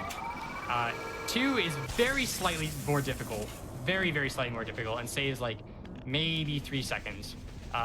3 is significantly easier, and I'm of the opinion that you should always go for the 2 grenades because it's significantly faster. But everybody else seems to disagree, or most people. I can't speak for everyone. And it's sort of just an age-old debate how like some runners prefer to do sort of safe strats just to make sure that the run never dies at one point, and like lose maybe 5 seconds of time save at some points. And some just prefer to risk the run in every situation they can and just go for it. And the true tragedy of that boost though is that the hardest nade of that entire thing is the first one, which you have to do in both. So there's almost no point to the discussion. Apart from that one time when Table did a run and lost 30 seconds to the 2-nade version. Even though I told him to not do it. Exactly. Here's a little... Kovic and I both watched it happen. Yeah, and now you guys are just terrified of it. That's crazy. You guys count to 3 because Valve apparently didn't quite make it that far, I guess. Oh, shoot. Oh, no, I saved a terrible spot. We're better than Valve at something, at least. Oh, let's go. Okay. Oh, no, I saved another terrible spot. Okay, so what I was trying to do there's like, this room operates on cycles too. We sort of jump from platform to platform. And with some boosts, we can skip 1 cycle, saves us about 5 seconds. It's not the easiest, and like boosting off of the moving platforms is kind of finicky. So we just ended up completing that the normal way. So now we're moving up to we finally make it to Lambda Lab. So basically what these scientists here are going to tell us is that they figured out what's causing the alien invasion, and we need to go to space to stop a single powerful being. This map is actually the same thing that we did in We Got Hostiles works here. A runner named T-Mob like tried to get this stuff to work here and then use that to figure out how to just skip We Got Hostiles entirely. Unfortunately for full game, it doesn't save any time for this map. A, it's very inconsistent, although I think some stuff was discovered recently today.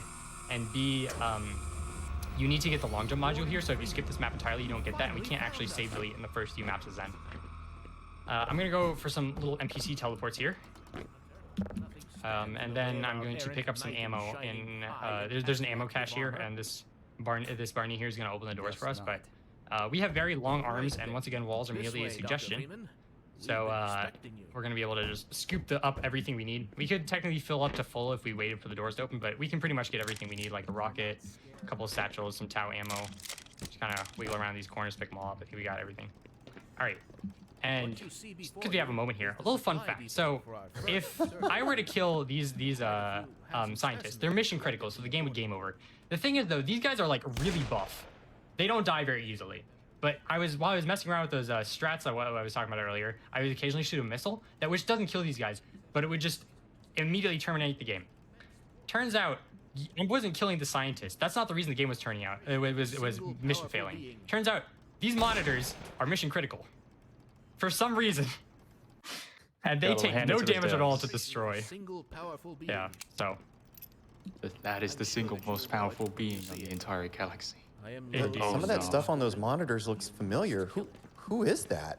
No, this is supposed to be here. This is supposed to be here. What's happening? What is that? Ooh, What? Oh man! what happened there?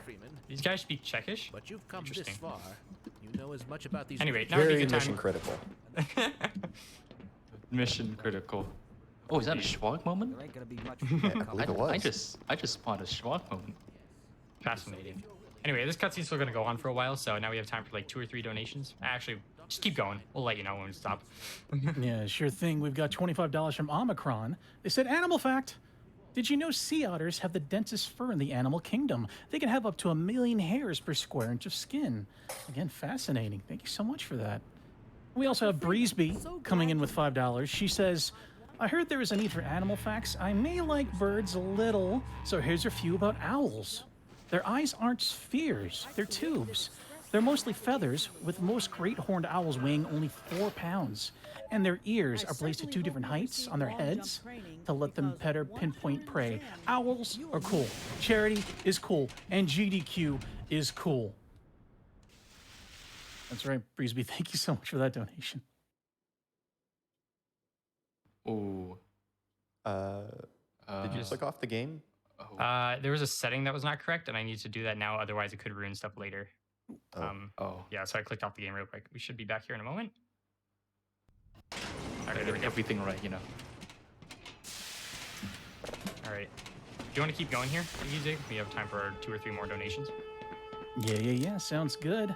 TARDIS Gator sends us $5 and says, fun fact, orcas, otherwise known as killer whales, will swim together and dive right in front of an iceberg to create a giant ice wave that washes off any seals trying to stay safe on the ice.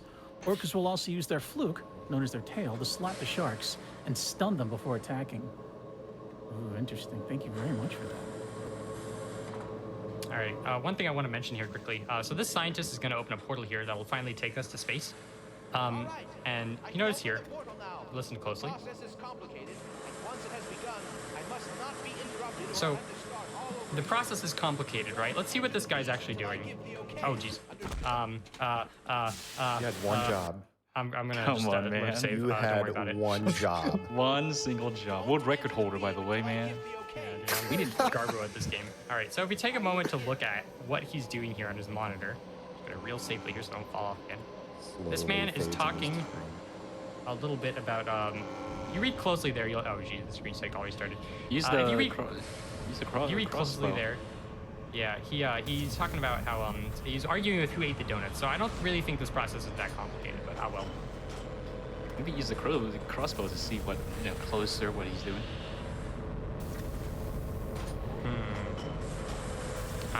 Yep. Oh no, I need to You get had back up one there. job, man. You could just stay up there. Oh geez, we might just fight this out.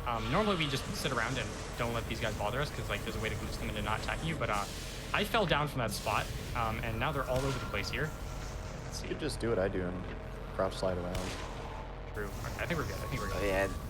Turns out these guys on this version of the game, they're like stormtroopers. If you make any attempt at moving at all, they are incapable of hitting you, basically at all.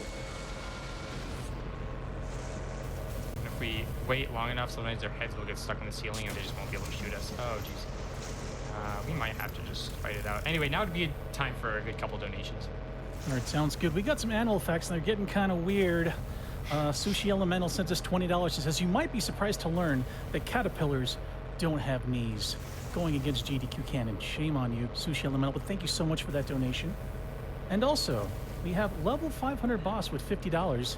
They say, did you know that bears eat beets? Bears. Beets. Black Mesa speedruns. Thank you. And $25 from Bosozoku Volvo.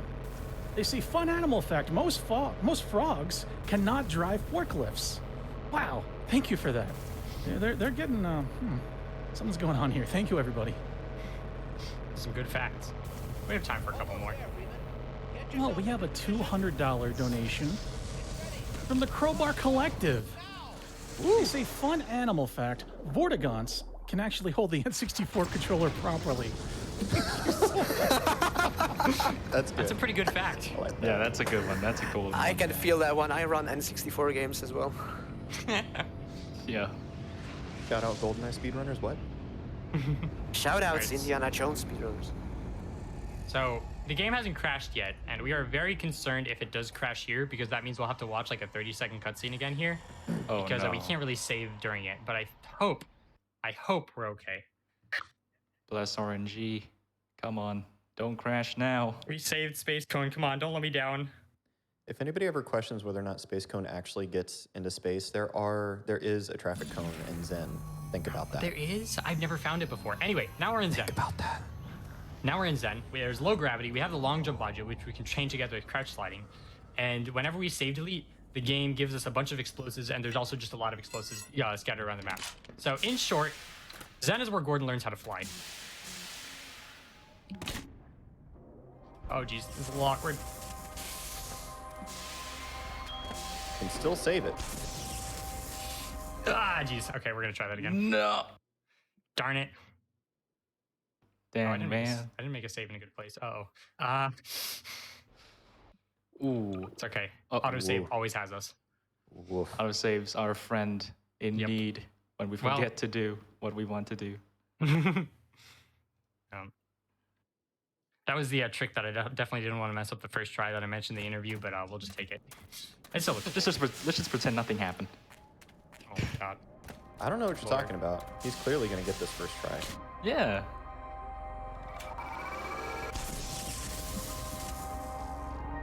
See? There First we try. go. What are you talking about? Let's I never go! messed that up. Let's go. First try. Very well done. Good job, Johan. First try. Thank you. Thank you. Okay, the next map is the outpost of the scientists that were sent here, because it turns out Gordon is not the first one. They were experimenting on these beasts a long time. And if you remember, back I mentioned that save deleting gives you equipment that was set by the developers, and some maps don't have them. This is one of them.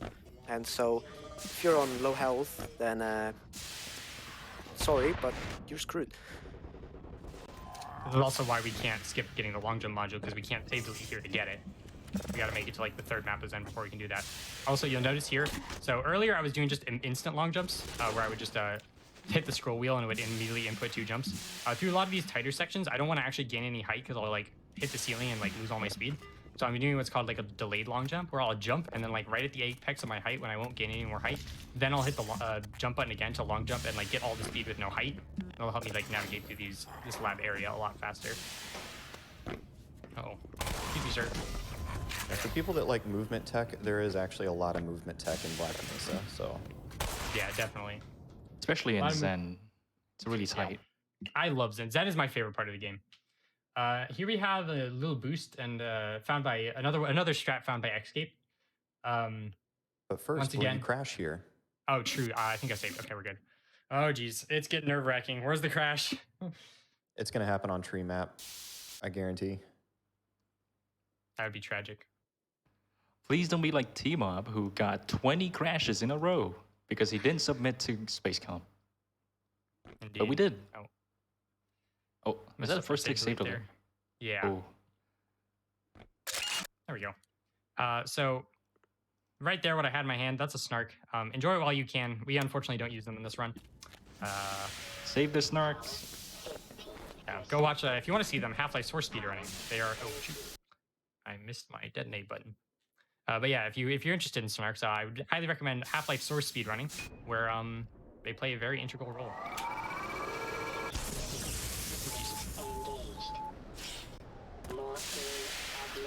Just gotta Ooh. save. Very well Yeah, saved. we're good. We're good. We're good. We're good. World I just record holder, by the way. Yeah, don't worry about it. That's how he knows all the saves. Yeah. Oh, jeez. Yeah, that was okay. There we go. So this map also introduced like the gimmick we'll see in the next one, where we kind of shoot some like growths on trees that like keep doors closed to some leaves. And so here on tree map, we need to shoot 3 of those growths to open up area to proceed. And tree map is more or less the true test of like Zen gamer's skill. It's a lot of like just long jump movement, a lot of explosive boosts, and a lot of like navigating the Zen terrain. If you notice in Earthbound, a lot of the places are very flat hallways. That is not the case for Zen. It's all very organic and sort of like everything's on a gradient kind of. There's a lot of slopes and everything, which can be a little bit difficult to navigate it sometimes. So navigating this area requires a ton of practice. It's also a really long uninterrupted map. So getting a really good time here, just you have to nail so many different tricks. Yeah, this tree map is very tedious and very technical. Way more so than it looks, as we kind of stated before in anomalous materials and unforeseen consequences. And when a run goes smoothly, it looks so easy and clean, but it is, especially on a marathon setting like this, incredibly difficult. Yeah. You'll notice there I ran into a trip mine earlier. If you're like moving downhill or uphill with enough speed, you actually won't be able to jump. Oh geez, these headcrabs can ruin things. You actually won't be able to jump, so you have to like jump at very specific spots to actually get your long jump out so that you won't like just fall into a trip mine. Anyway, here we can enter this area backwards, and there's a tumor right here, but we can't actually shoot it yet because it's not like breakable. In order to do that first, we gotta jump down here and hit a little trigger all the way back here, and then we just boost our way back up there again. Well, that was Now we can clean. break it. Thank you. Very nice. I hope you Last get one this coming man. up. This one is quite the doozy. Okay, this one used to have a really like difficult strat that COVID consists was completely doable, and now we just do it with satchels. Satchels are a friend. Okay, and now here's a moment of truth. Oh god, I don't have much health. We're gonna YOLO it. Ooh, this one's gonna be. The creme la creme goes for the difficult strat here. Ah. Yeah, this is I'll try with the SMG nade boost just for consistency. Sorry, I'm a really bad hype man. I was supposed to hype up for this. I apologize. Nah, it's okay. It's better that way. I messed it up anyway. There we go. What? I'm a Interesting. terrible You can do it person. now. Re-hype for it. Let's go. Let's go! Let's go. All right, here we go. He's got this pog. I'm He's gonna been call trained for back this specifically. to another well-known speedrunner, Maxim. Pog. Shout out to the Half-Life 2 speedrunning community and all source runs. Nobody can pog like he can. Nobody. Nobody. Oh wow, this one's failing more than All right, usual. I'm just gonna, dang it. This one's a really cool boost, but it's also very difficult. It took me a long time to learn. I'm giving it one more shot. I do want to mention real quick while I was doing this, I saw some stuff in chat. So there's 3 categories for the game itself you can run if you're interested. There's Earthbound, which is everything without Zen. You can do Zen only, which is this part of the game, or you can do full game, which is both together, which is what we're doing today. And then there's 2 main categories, which is no void clip, which is what Johan is doing, and no clip. So just want to clear that up. No clip is not in no clip as a one word, but no clipping, okay? We don't have a no clip category yet. Correct. So in no clip, no space clipping, there's a lot more movement tech, and a lot of the tricks that Johan did in Earthbound, you're not allowed to do. And it's all movement based and more puzzle solving. Really, really fast. All right, well, that wasn't the greatest tree map, but that's okay. Do we get a crash here? That's the question. I believe hamburger map will be Oh, quite The the dreaded crash hamburger map. map. Yeah. Yep. So here we're gonna actually be abusing the one nice mechanic that I don't have gripes with about water, which is I believe it's called sharking. But basically, if we hold the space bar as we hit water, we'll just stay on the top of it and sort of maintain our speed, and we just basically skip along the top of the water, which makes for very easy movement here. We just kind of get one big speed boost, and then we just drift across the water. But first, a slow bounce.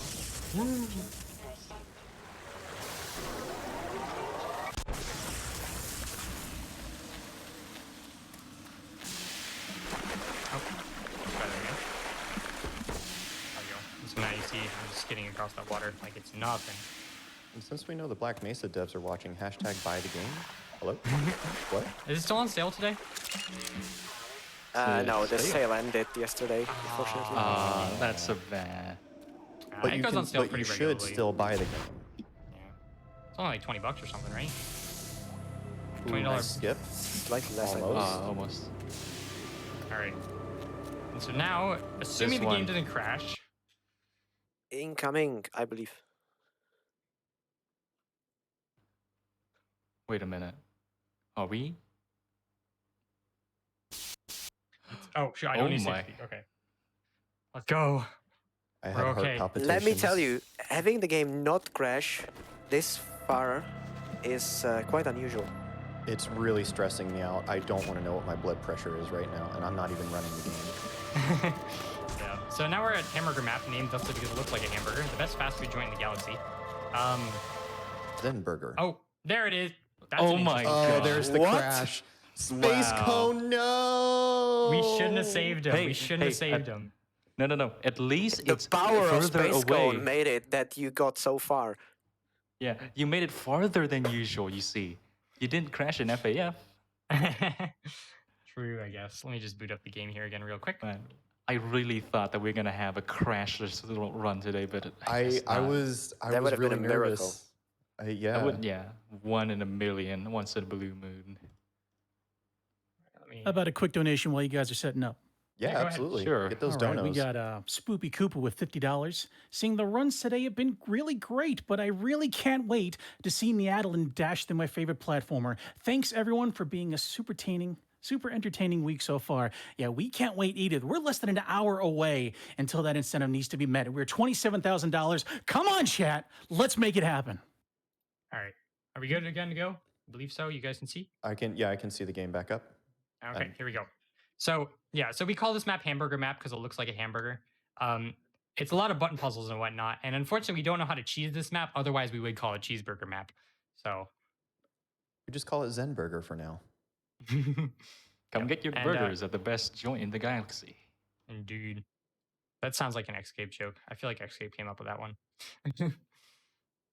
Probably. All right. Where are we? Okay, we're here. That's fine. I'm a little lost. You go up there. Go up Float with the boost, crystal. float Float boost. boost. Yeah, there you go. Right. Okay, there we go. Now, there's a lot of button puzzles here, so we have time for a couple of donations. All right, great. We got Tobio with $100. This is so good to see Black Mesa GDQ. Let's go, Vorst. Good luck with the run. Shout out to Captain Sarlo. Also, a group of ferrets is called a business. Business of ferrets. There's the famous animal, the carrot.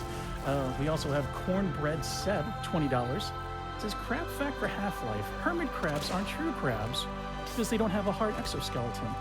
They're also terrible at video games. True. Thank you very much for that one.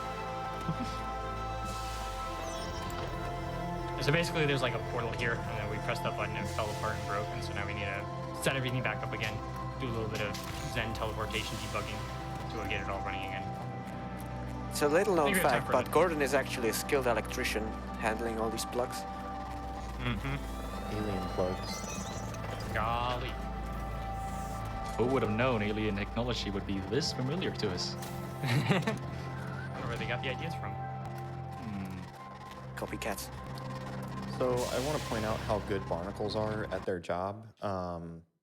That you can just kind of strafe long jump right past them. You're supposed to get caught in them here, but yeah, we're just gonna skip that. Just like that. Easy.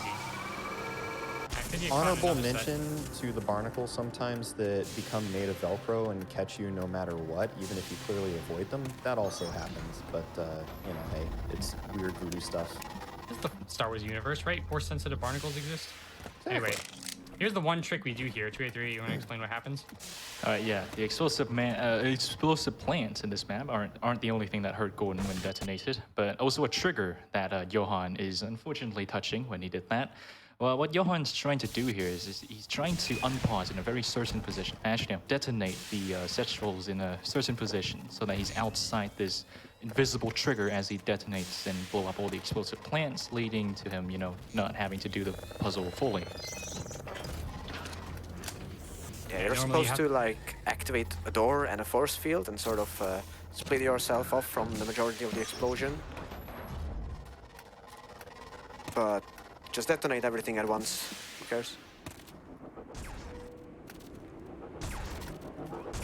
I think we have time for a few more donations here.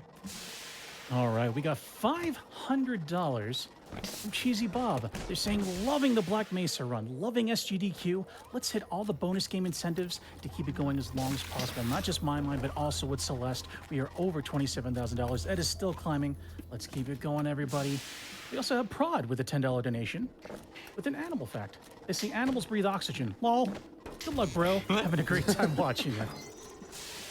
I did not know that. Wow. It sounds like very much like a fact from Prod. He's another fella, I believe, of assuming this is the right Prod, of the indie Smash Bros community. Absolute great person. All right. I think we have time for one more donation. All right, we have Courtney coming in with a generous $50 donation. They say, fun animal fact. Did you know that gazelles and other antelopes are more closely related to cows than deer? Think about it. Speed cows. Perfect for GDQ. Oh, jeez. Ooh, that was close.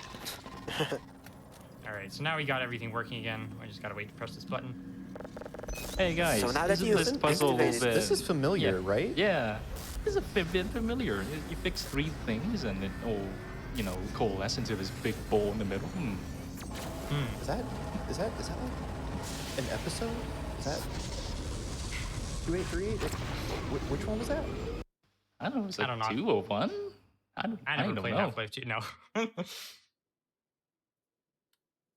All right, now we're on to Gonark, where we fight a big monster in space. If big monsters in space are the kind of thing to scare you, don't worry. We're only going to be looking at it for maybe 5 seconds. And that's 5 seconds accumulatively if everything goes well. So, Yeah. you know. Maybe you want to cover your eyes if I suddenly mess up.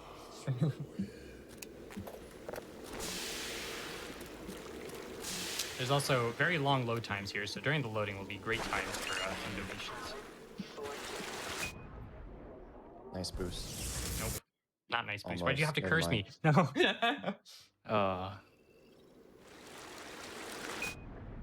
There we go. Nice boost.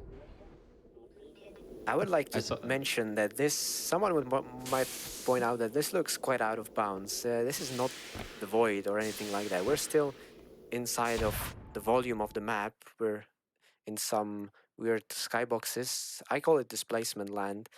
And it's still perfectly fine to move through. You're not stuck in anything. You're just outside of the intended playable area. And sometimes the developers would come in and put in some more blocking things in our paths, but we usually still jump around them anyway. Yeah, it's very pretty much the same thing we did back in Questionable Ethics there, just going outside the intended playable area, but you're actually still within the map. Yep. If you want to fit in one quick donation here. Yeah, sounds great. Your boy Grunty comes in with a $10 donation and an animal fact. They say hamsters are cute. Chad is cute. Chad is hamsters now, except for that man. He screams because he wishes to be the marble. Thank you very much. So I do want to mention real quick with Kovic's explanation there. So in Zen, with the exception I think 1 strat now, maybe 2, what you just saw Johan do, even in the no clip or no clipping category, which is the one I primarily run, you're actually allowed to do that strat that he just did. There's a lot of technical reasons behind why you can, but it's actually not considered clipping. Mainly because you're not using an object or something like that to clip through something. You're just boosting yourself outside of an intended playable space. And so that's how it's different from the Questionable Ethics skip, where you're actually clipping through a wall. Yeah, you're not moving through something solid is the main thing here. Anyway, here's Gonark for a moment. Cover your eyes, children. Oh no, that is Oh, yes. terrifying. That was Gonark. We'll see her again in a little bit. Don't worry. Big Mama Jama. And so here, we're going to use some more slope boosting and Tau Cannon boosting to skip.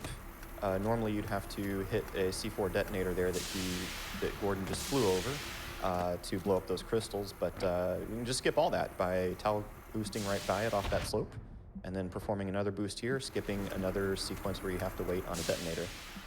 That one's more precise than it looks because there's a lot of invisible wall there and just a teeny tiny little gap that you can go through.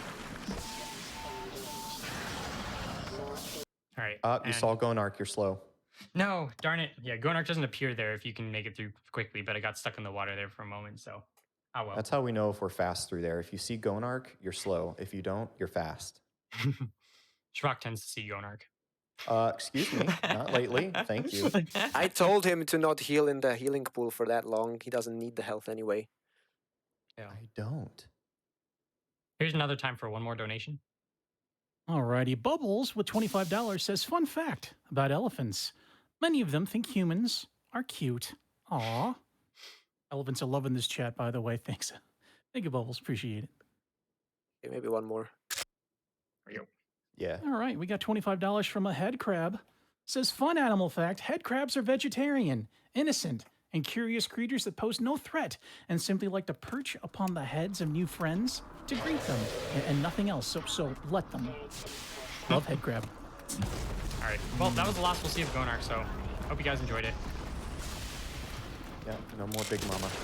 Oh, you didn't take any shield. You might be in trouble. I can pick up the other one later.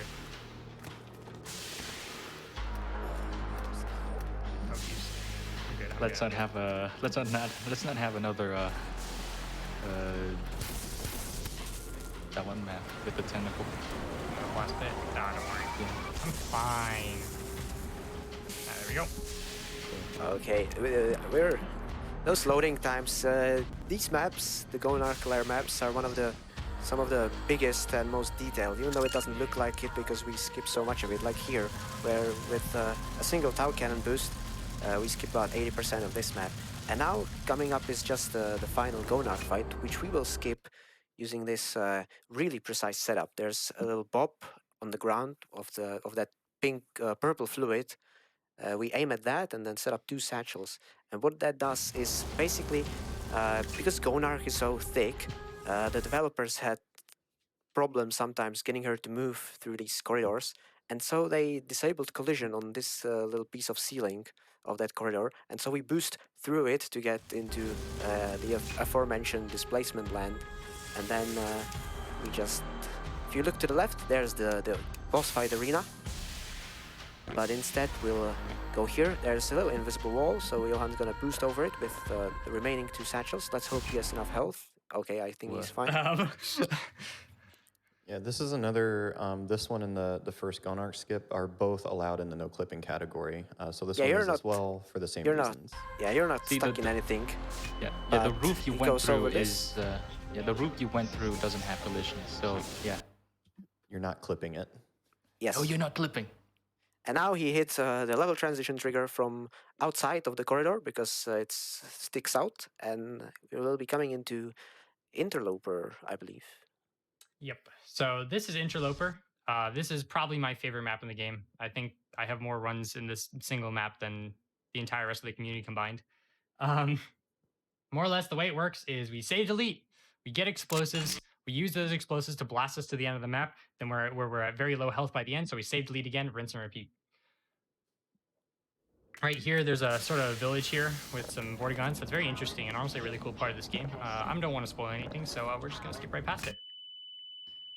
Yeah, buy the game if you want to see this Oh, part. nice. Nice, first try. Dang.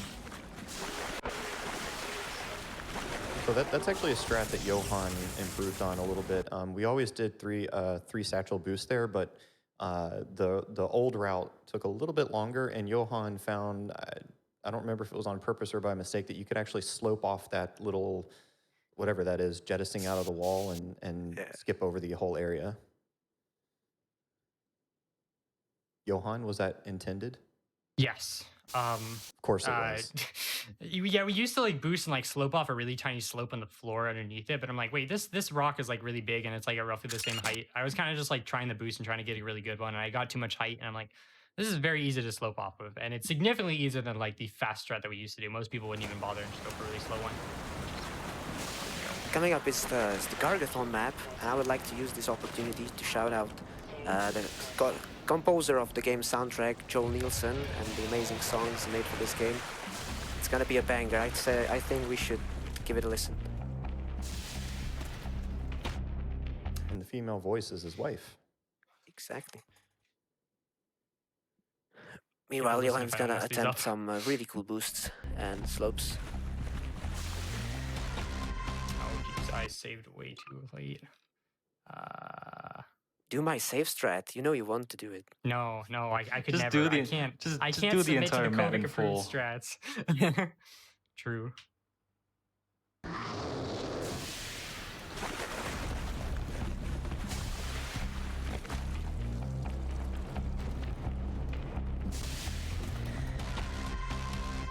There we go. Nice. Well done.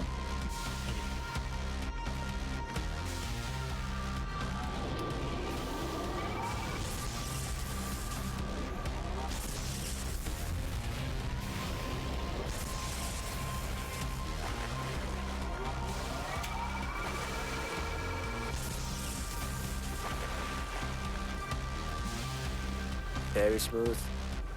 Alright.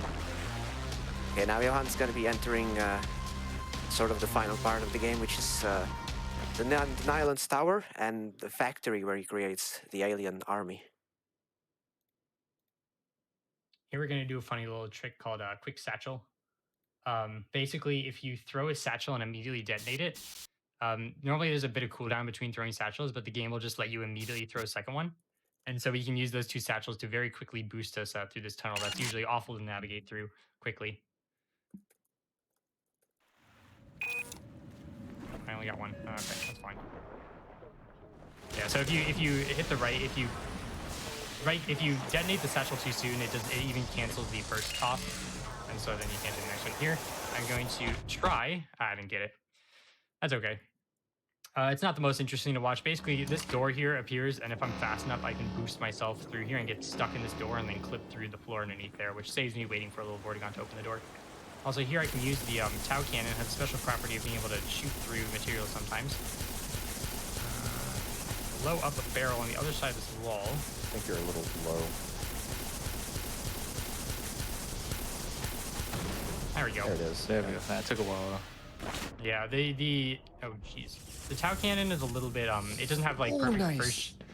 Let's go. Okay. The Calculated. Tau Cannon. Sorry, go ahead. That was calculated. Yeah. Of course. The That Tau was Cannon some isn't. trigonometry with physics there. I took my math classes. Yeah, the Tau Cannon isn't first shot accurate all the time, so sort of any sort of lineup that you need to hit in a very specific spot to get something to work doesn't always work out perfectly. And so usually that trick saves time, but in that case sometimes it just doesn't.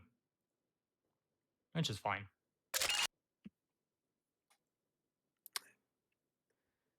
Be a lot of save deleting. Yeah, this chapter, there's a lot of history to it, because sometimes the tricks we found initially weren't always the most well thought out and the most consistent, and by time we refined it, I think just half a year ago the record for this was 11.5 minutes by me, and then Johann came and really liked the chapter, and today I think the record is a little over 8 minutes. Am I right?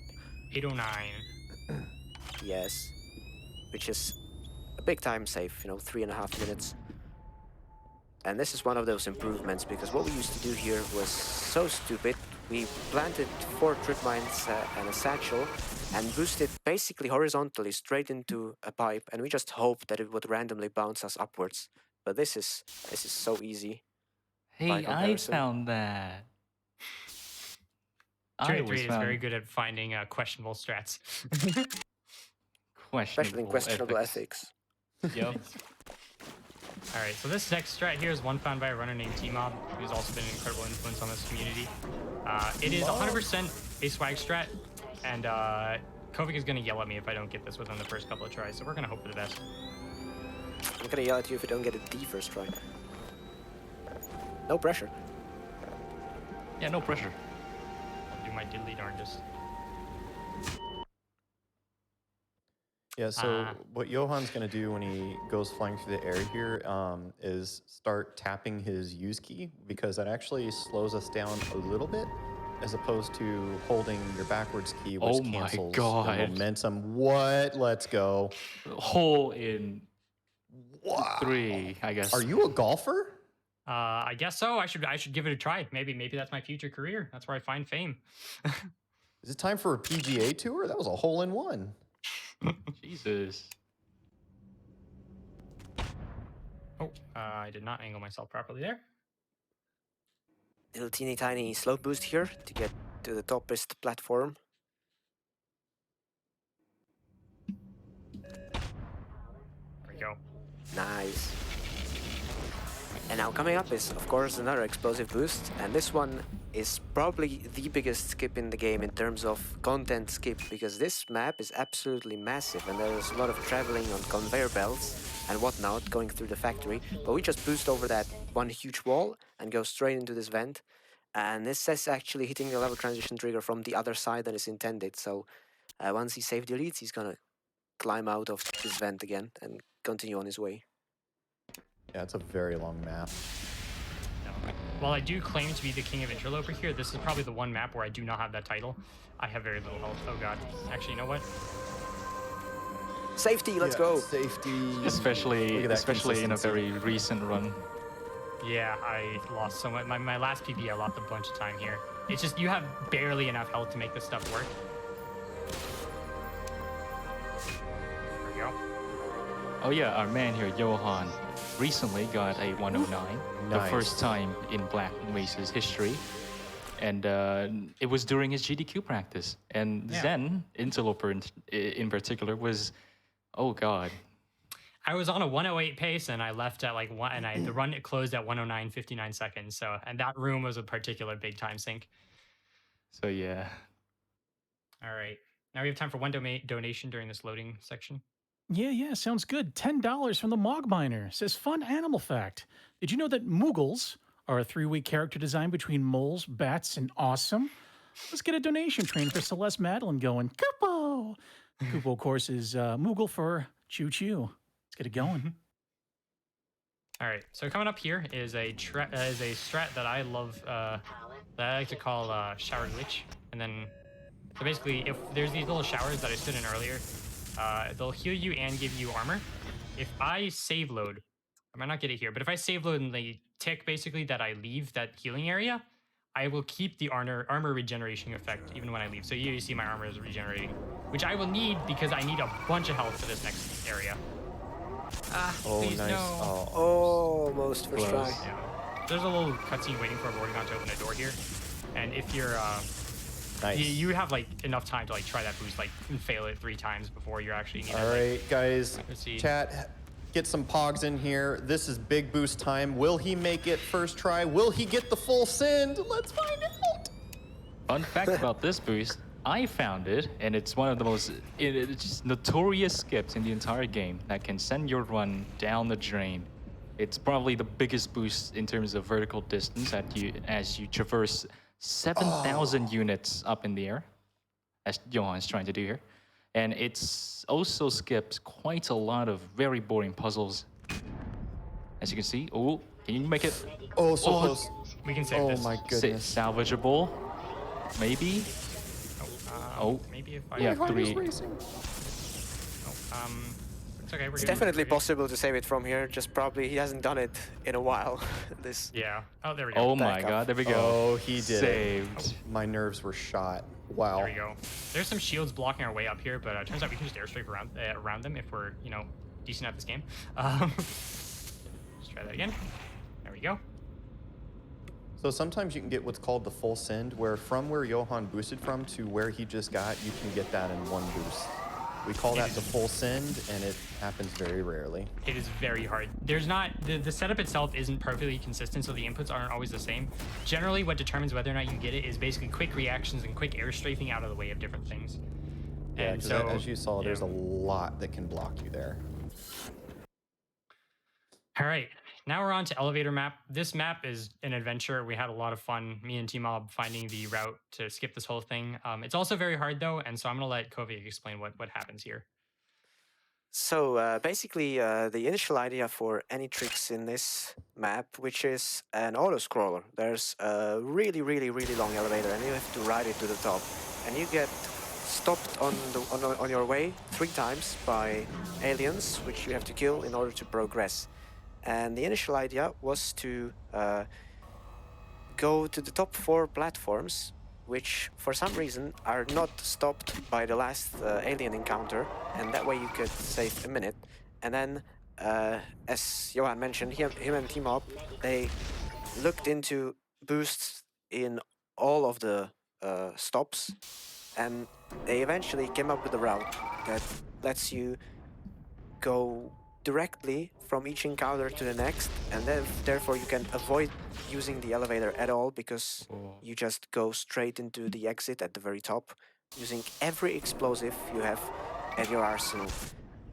And I mean that literally, because if the developers in the in the default state, if they gave us something like 1 less SMG grenade, this would not be possible. We need everything.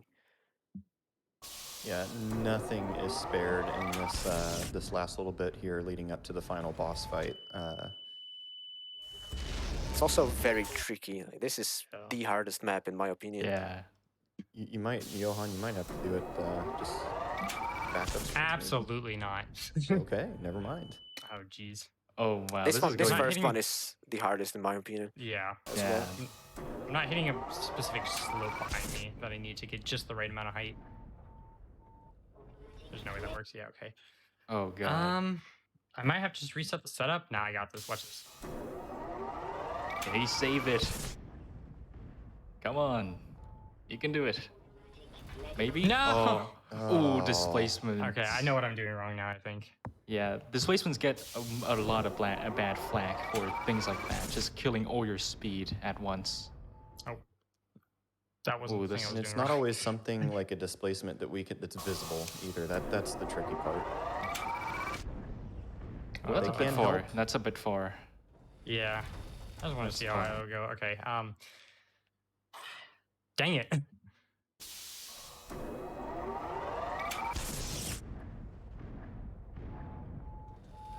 This should be good. Use the RPG to push yourself up. Although that's a little bit... Yeah, he's just not carrying enough height. I don't know what it is. It's weird. I think it's just my strafing isn't right. So should I explain the thing? Yeah, go on ahead. this? Okay, so the event beginning that you saw of the map actually enables you no clip during the time you're inside it to prevent you from being stuck. And coupled with how it actually controls the player internally and knowing when to begin controlling the player again, we can use it to our advantage by chaining about 600 or so save loads for a few hours in real time, with each save load giving us about 1 tick or 1/64th of a second of no clip freedom before it begins pulling us back to fly to the top of the map. And since for the naming, since we're suspiciously using no clip, and we get it through venting, we decided to call it a sus clip. Dun, dun, dun. Oh, shoot. Ah, I think man. you may need to go for backup strats here, Yeah. possibly. I'm going to try and set it up one more time if this one fails. I think I'm just not getting enough of a Tau boost. Oh, No! Wait, God. I can't just reset. That was almost it. oh Should no. we pull? Should we pull a multi? No, no. Shoutouts to Multi. Oh, come on! Oh yes! Let's go! First try. Let's go!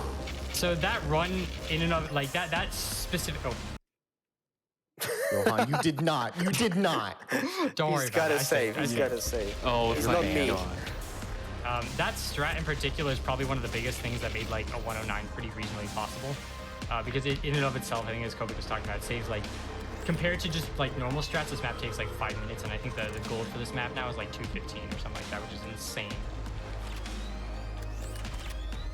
Yeah, so when we talk about like records and stuff and 109s, that's in game time, not real time. We specifically measure this by game time and not count loads or anything like that. That way people with faster PCs and stuff don't have an unfair advantage. Yeah.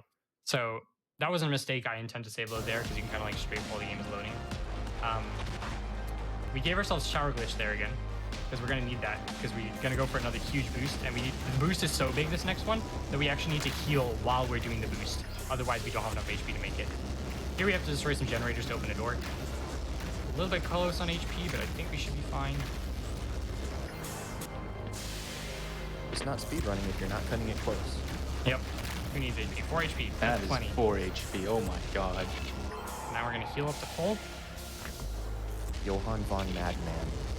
Yep. And now the final moment of truth here.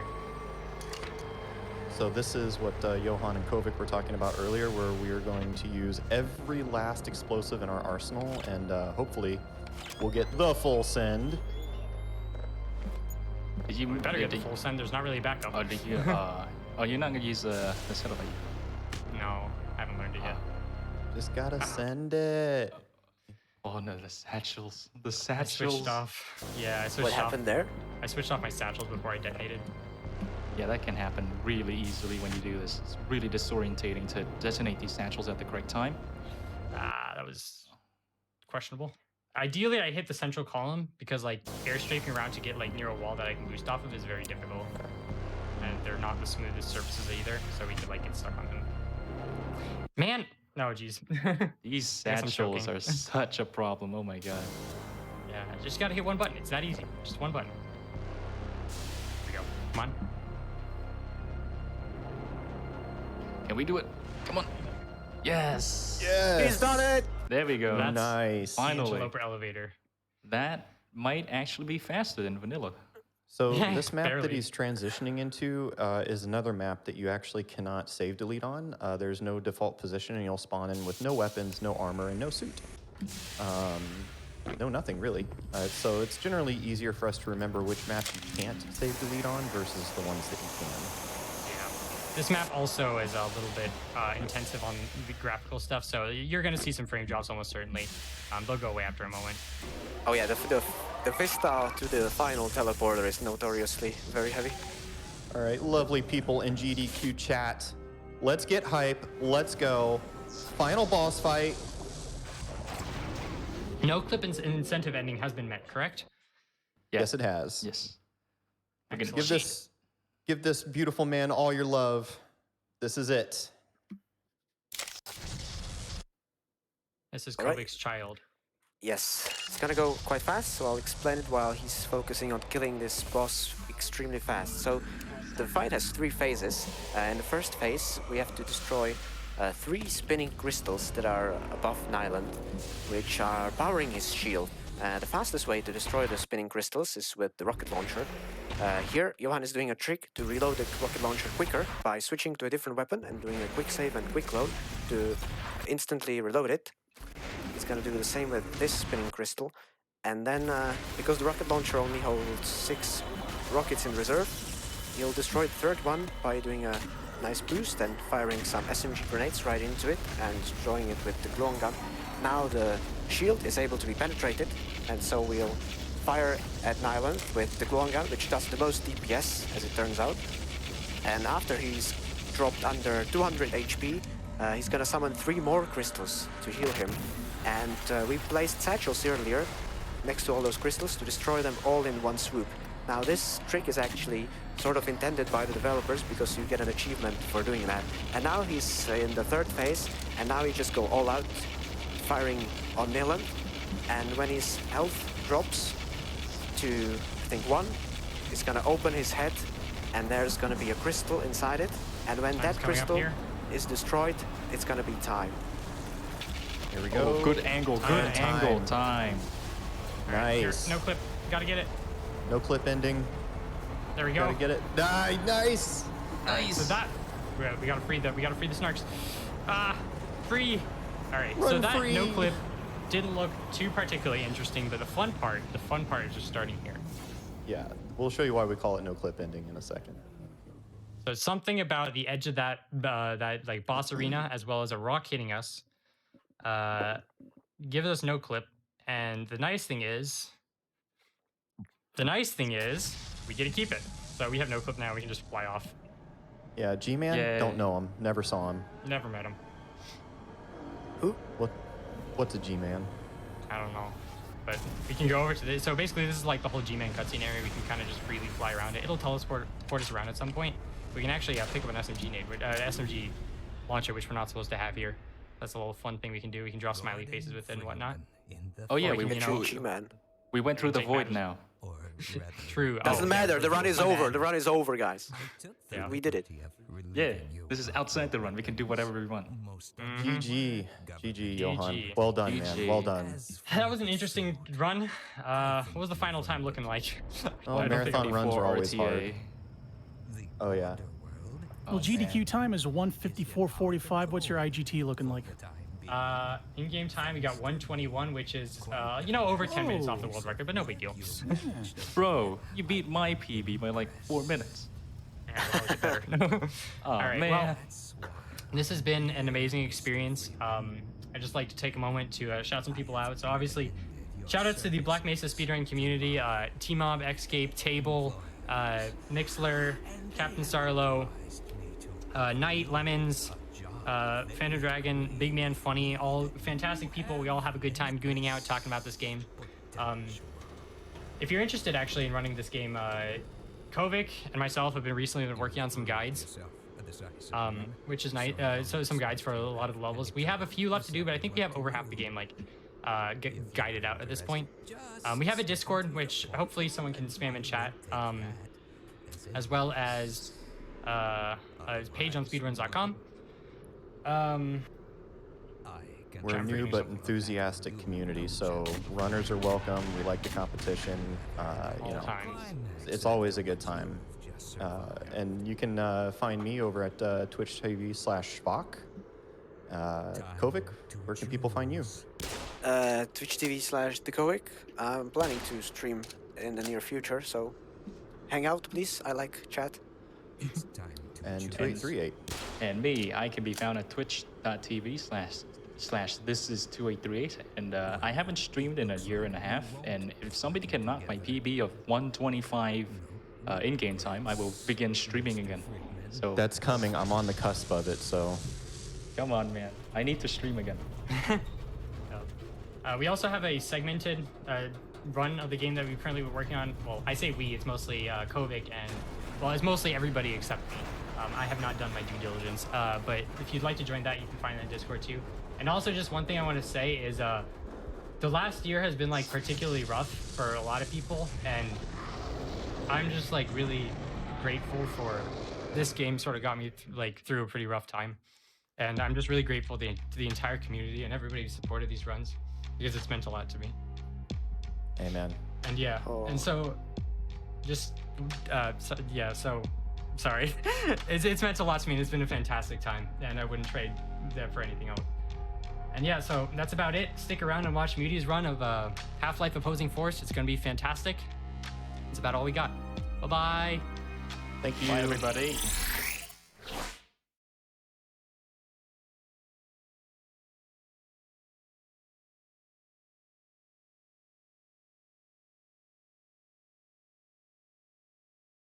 Thank you so much, Johan, for that amazing, amazing run of Black Mesa. And Kovic, 2838, Shvok, thank you for giving those GDQ couch vibes during the entire run. Oh, it's making me miss in-person events so bad, but y'all brought a little bit of it to the online arena. Thank you so much. Got a couple more donations that are animal facts that I'm sure y'all would love to hear. We have $25 from Infinity Miter. They say, I hope Madeline isn't only going to neum through the whole map, but also going to do lots of meow as well. That is adorable. Thank you so much. And we are nearly at $28,500 out of 49,000 met. Y'all have been doing amazing. We got to keep it up. Let's see some magic happen, chat. Let's do it. We also got Cartridge Blowers coming in with a $20 donation. He says, it's me, it's Car TB. Hello to my favorite host, iggyzig. I heard you like animals, so I give you these factoids 3. Did you know the shrimp hearts are in their heads? Slugs have 4 noses, and the fingerprints of a koala are so indistinguishable from humans that they have on occasion been confused at a crime scene? I'm pretty sure that's what they want you to believe. Well, now you do. And now a haiku. There is no choice, friends. We must unlock the cuteness. Catgirl, Madeline. Thank you so much, Cardi. My favorite host, everybody. Thank you.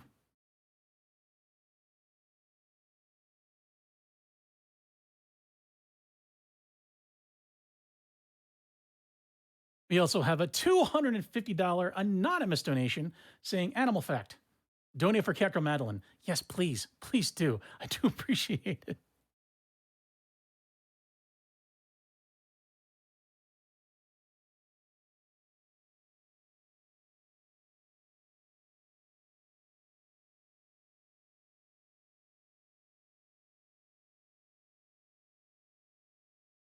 And I just want to leave you with one final animal fact, everybody. $50 donated by Whale MPH. They say animal fact, cats love to eat strawberries, and they also probably love to capture hearts as they climb mountains. Celeste is one of my favorite games of all time, and the only one I've ever tried to speedrun, so let's get that incentive. Thank you so much, Whale MPH, for those very strong words. The chase to unlock Catgirl Madeline and more half-run speedrun goodness is going to be happening when we come back. So don't touch that tab.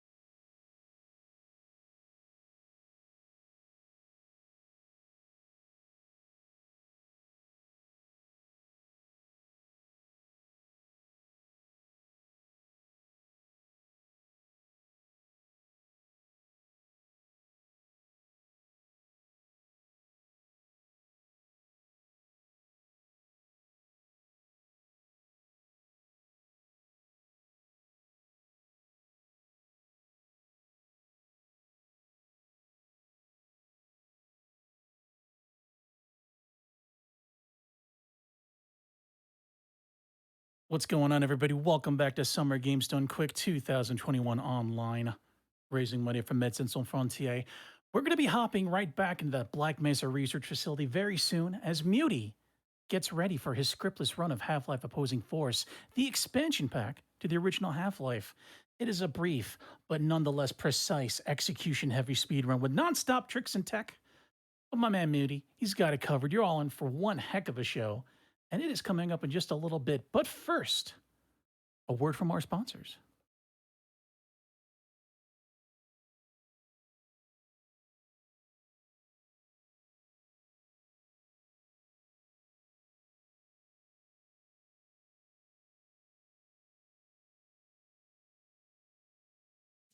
GDQ is proudly sponsored by Devolver Digital and their upcoming game Phantom Abyss. It's a massive asynchronous multiplayer game that casts players into procedurally generated temples and tasks them with receiving sacred relics hidden within deadly chambers. Intrepid adventurers will dodge scores of hidden traps, leap treacherous chasms, and flee relentless guardians through branching paths until one of the relics is claimed or the devices of death overwhelm them. Available now in early access on Steam. Find out more information at www.phantomabyss.com.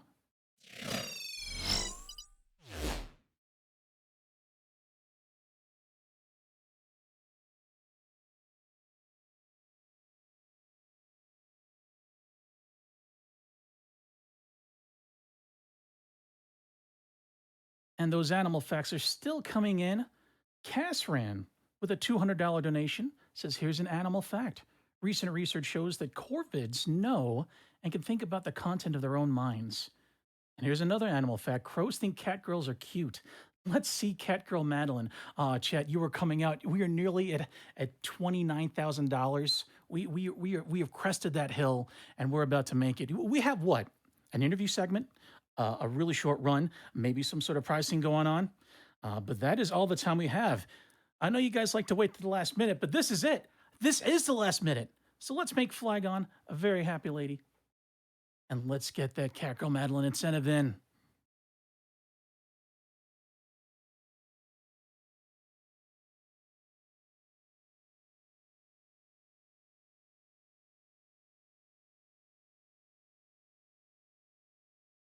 We got one more donation here. Ariel, with a $5 donation, says, hey, chat, can we get Meowdalin to happen? Also, I ran out of cat puns. Yes, indeed, I did too. So, with that, let's go over to an interview where JHobz is going to be speaking with the runner of the Celeste custom maps in just a little bit. frozenflygone. Hey there, SGDQ. Thank you, iggyzig, for tossing it on over. I am JHobz, and I'm joined by frozenflygone, who's going to be running Celeste custom maps in just a little bit. Frozen, how you doing? Thanks for joining me. I'm doing great. How are you? I'm doing good as well. This is the first interview of the day for me, so I'm excited to get to talk to you about Celeste, because we've seen Celeste a bunch in the past for very good reason. It's a fantastic game, a fantastic speedrun, but I don't believe we've ever had, custom modded maps in a main GDQ. So what is it about these, just different versions of Celeste that entice you and make you want to play them? Sure. So it's like I also speedrun vanilla Celeste, so it's really fun to play something that you're so comfortable with the mechanics. You know exactly how the game works. You don't have that learning curve of the game, but you're getting to see something new for the first time. It's like, oh, I actually have to figure out how this room works. I haven't done it 200, 300 times. So you get that fun brain moment of like, oh, I have to first figure out what to do, then accomplish it. And also the feeling of excitement, like what's coming next that you don't get when you're speedrunning the vanilla game again. Yeah, and you took it a step further. You don't only just play some of these custom maps, but you have speedrun them, and you are going to be speedrunning one of the map packs for us coming up. What made you want to do that? Was it just a particular map pack in general, like Glyph in this case, was just something that you found really interesting? Were there certain skips that you thought were really cool? What really made you want to keep playing it? Sure. So Glyph is probably the most popular and most polished map that's made by a single person.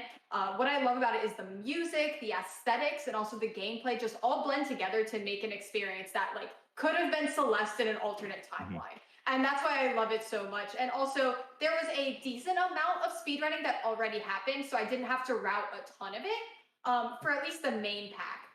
But I wanted to do more of a full game run, doing all of the season sides, which we'll get to see, because I'm much more comfortable with full game runs than the particular IL run, and just getting that experience of figuring out what strats work for me, optimizing that for myself was just such a fun experience. Yeah, I have to mention, and I didn't know this until we were talking right before we went live here, but you've actually made your own custom map. We have a social media question from @BlackheartWings who said, how do you come up with map ideas, and what's your main inspiration? Sure. So a really big part of my inspiration is I also love to play Super Mario World fan games. I play a lot of Kaizo fan games. And the map that I made, Quickie Mountain 2, is based upon Quickie World 1 and 2. just because I loved that level design and I wanted a challenge of how can I take this thing that really works well in the Mario engine and translate it to Celeste. We have totally different tech, totally different graphics and movement. You know, Madeline has a dash and can grab things. Mario can't do either of that. So Right. it was really fun a fun challenge for us. Yeah, I think that makes a lot of sense. And did you find that like the tools for making maps are very, easy to use? Was there a big learning curve? How did that all go? Oh yeah, the program we use is called Ahorn to make the maps, and it's made by members of the community. So shout out to everyone who is on the Ahorn team. All of the Celeste steps are incredibly supportive. They have given us all of the graphics. So literally, it's like, oh, I'm gonna pull in Theo. Here we go. He's just right there. I'm gonna pull in the bird to tell me how to do a wave dash, and you just put it right there. And so it's obviously a learning curve of figuring out, oh, how long is a dash? I need to figure out how long that is. How do I make this fun? That's an entirely different thing. But the mod tools are absolutely incredible. I highly recommend, if you're at all interested, to just poke around in it and have a good time.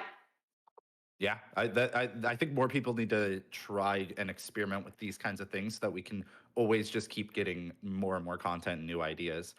So speaking of new ideas, in Glyph, you mentioned a little bit about like why it's kind of popular, but what in the speedrun should people be looking out for? Like, is there a new mechanic you think is really cool that people should be honing in on, or is it more about the level design for you? What's a big thing that people can be looking forward to?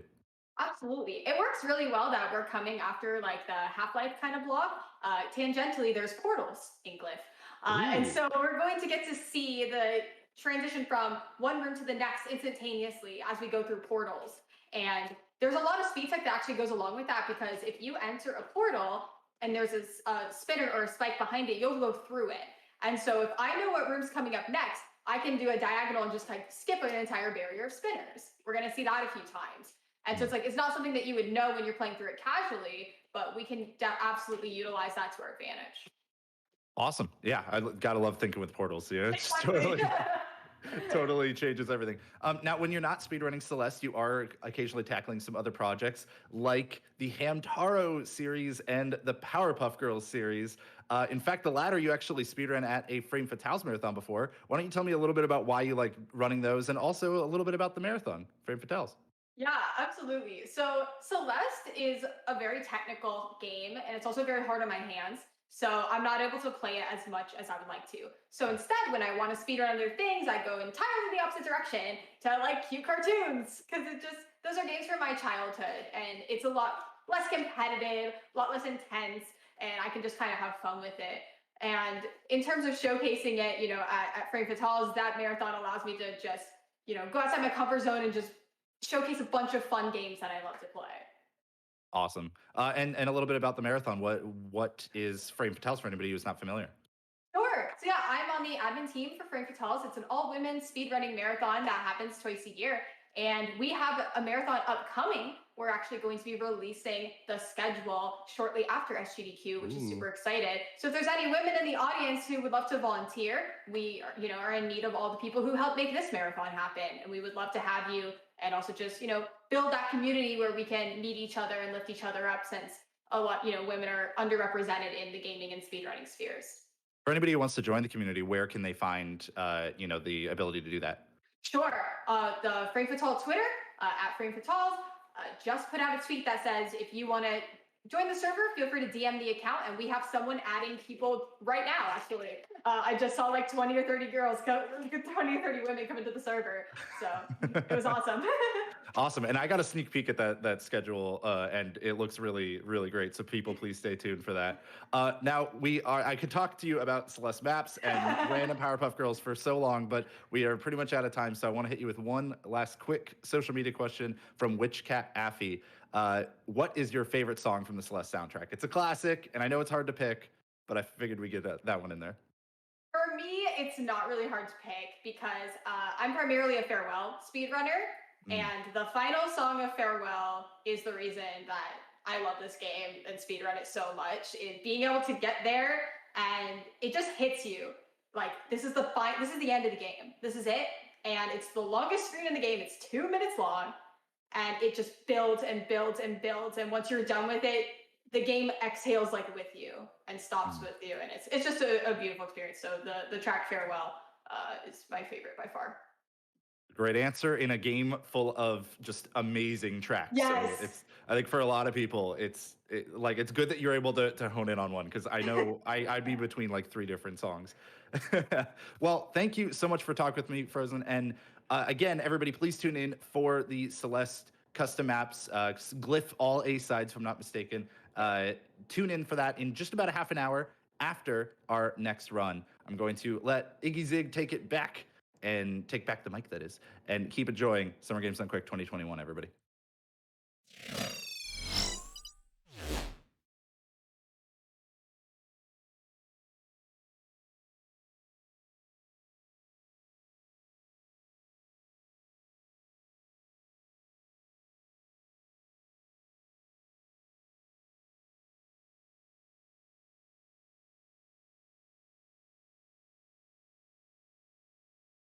Thank you so much, JHobz, and thank you, frozenflygone, for that amazing interview. And thank you, everybody coming out. That total has skyrocketed in the past 10 minutes. We are nearly $17,000 away from meeting that Catgirl Madeline incentive. It's been absolutely amazing to watch. Keep it up, everybody. Woo!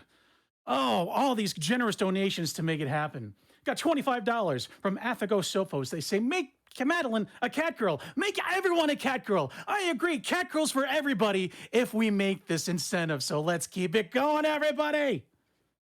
Oh, I'm so hype.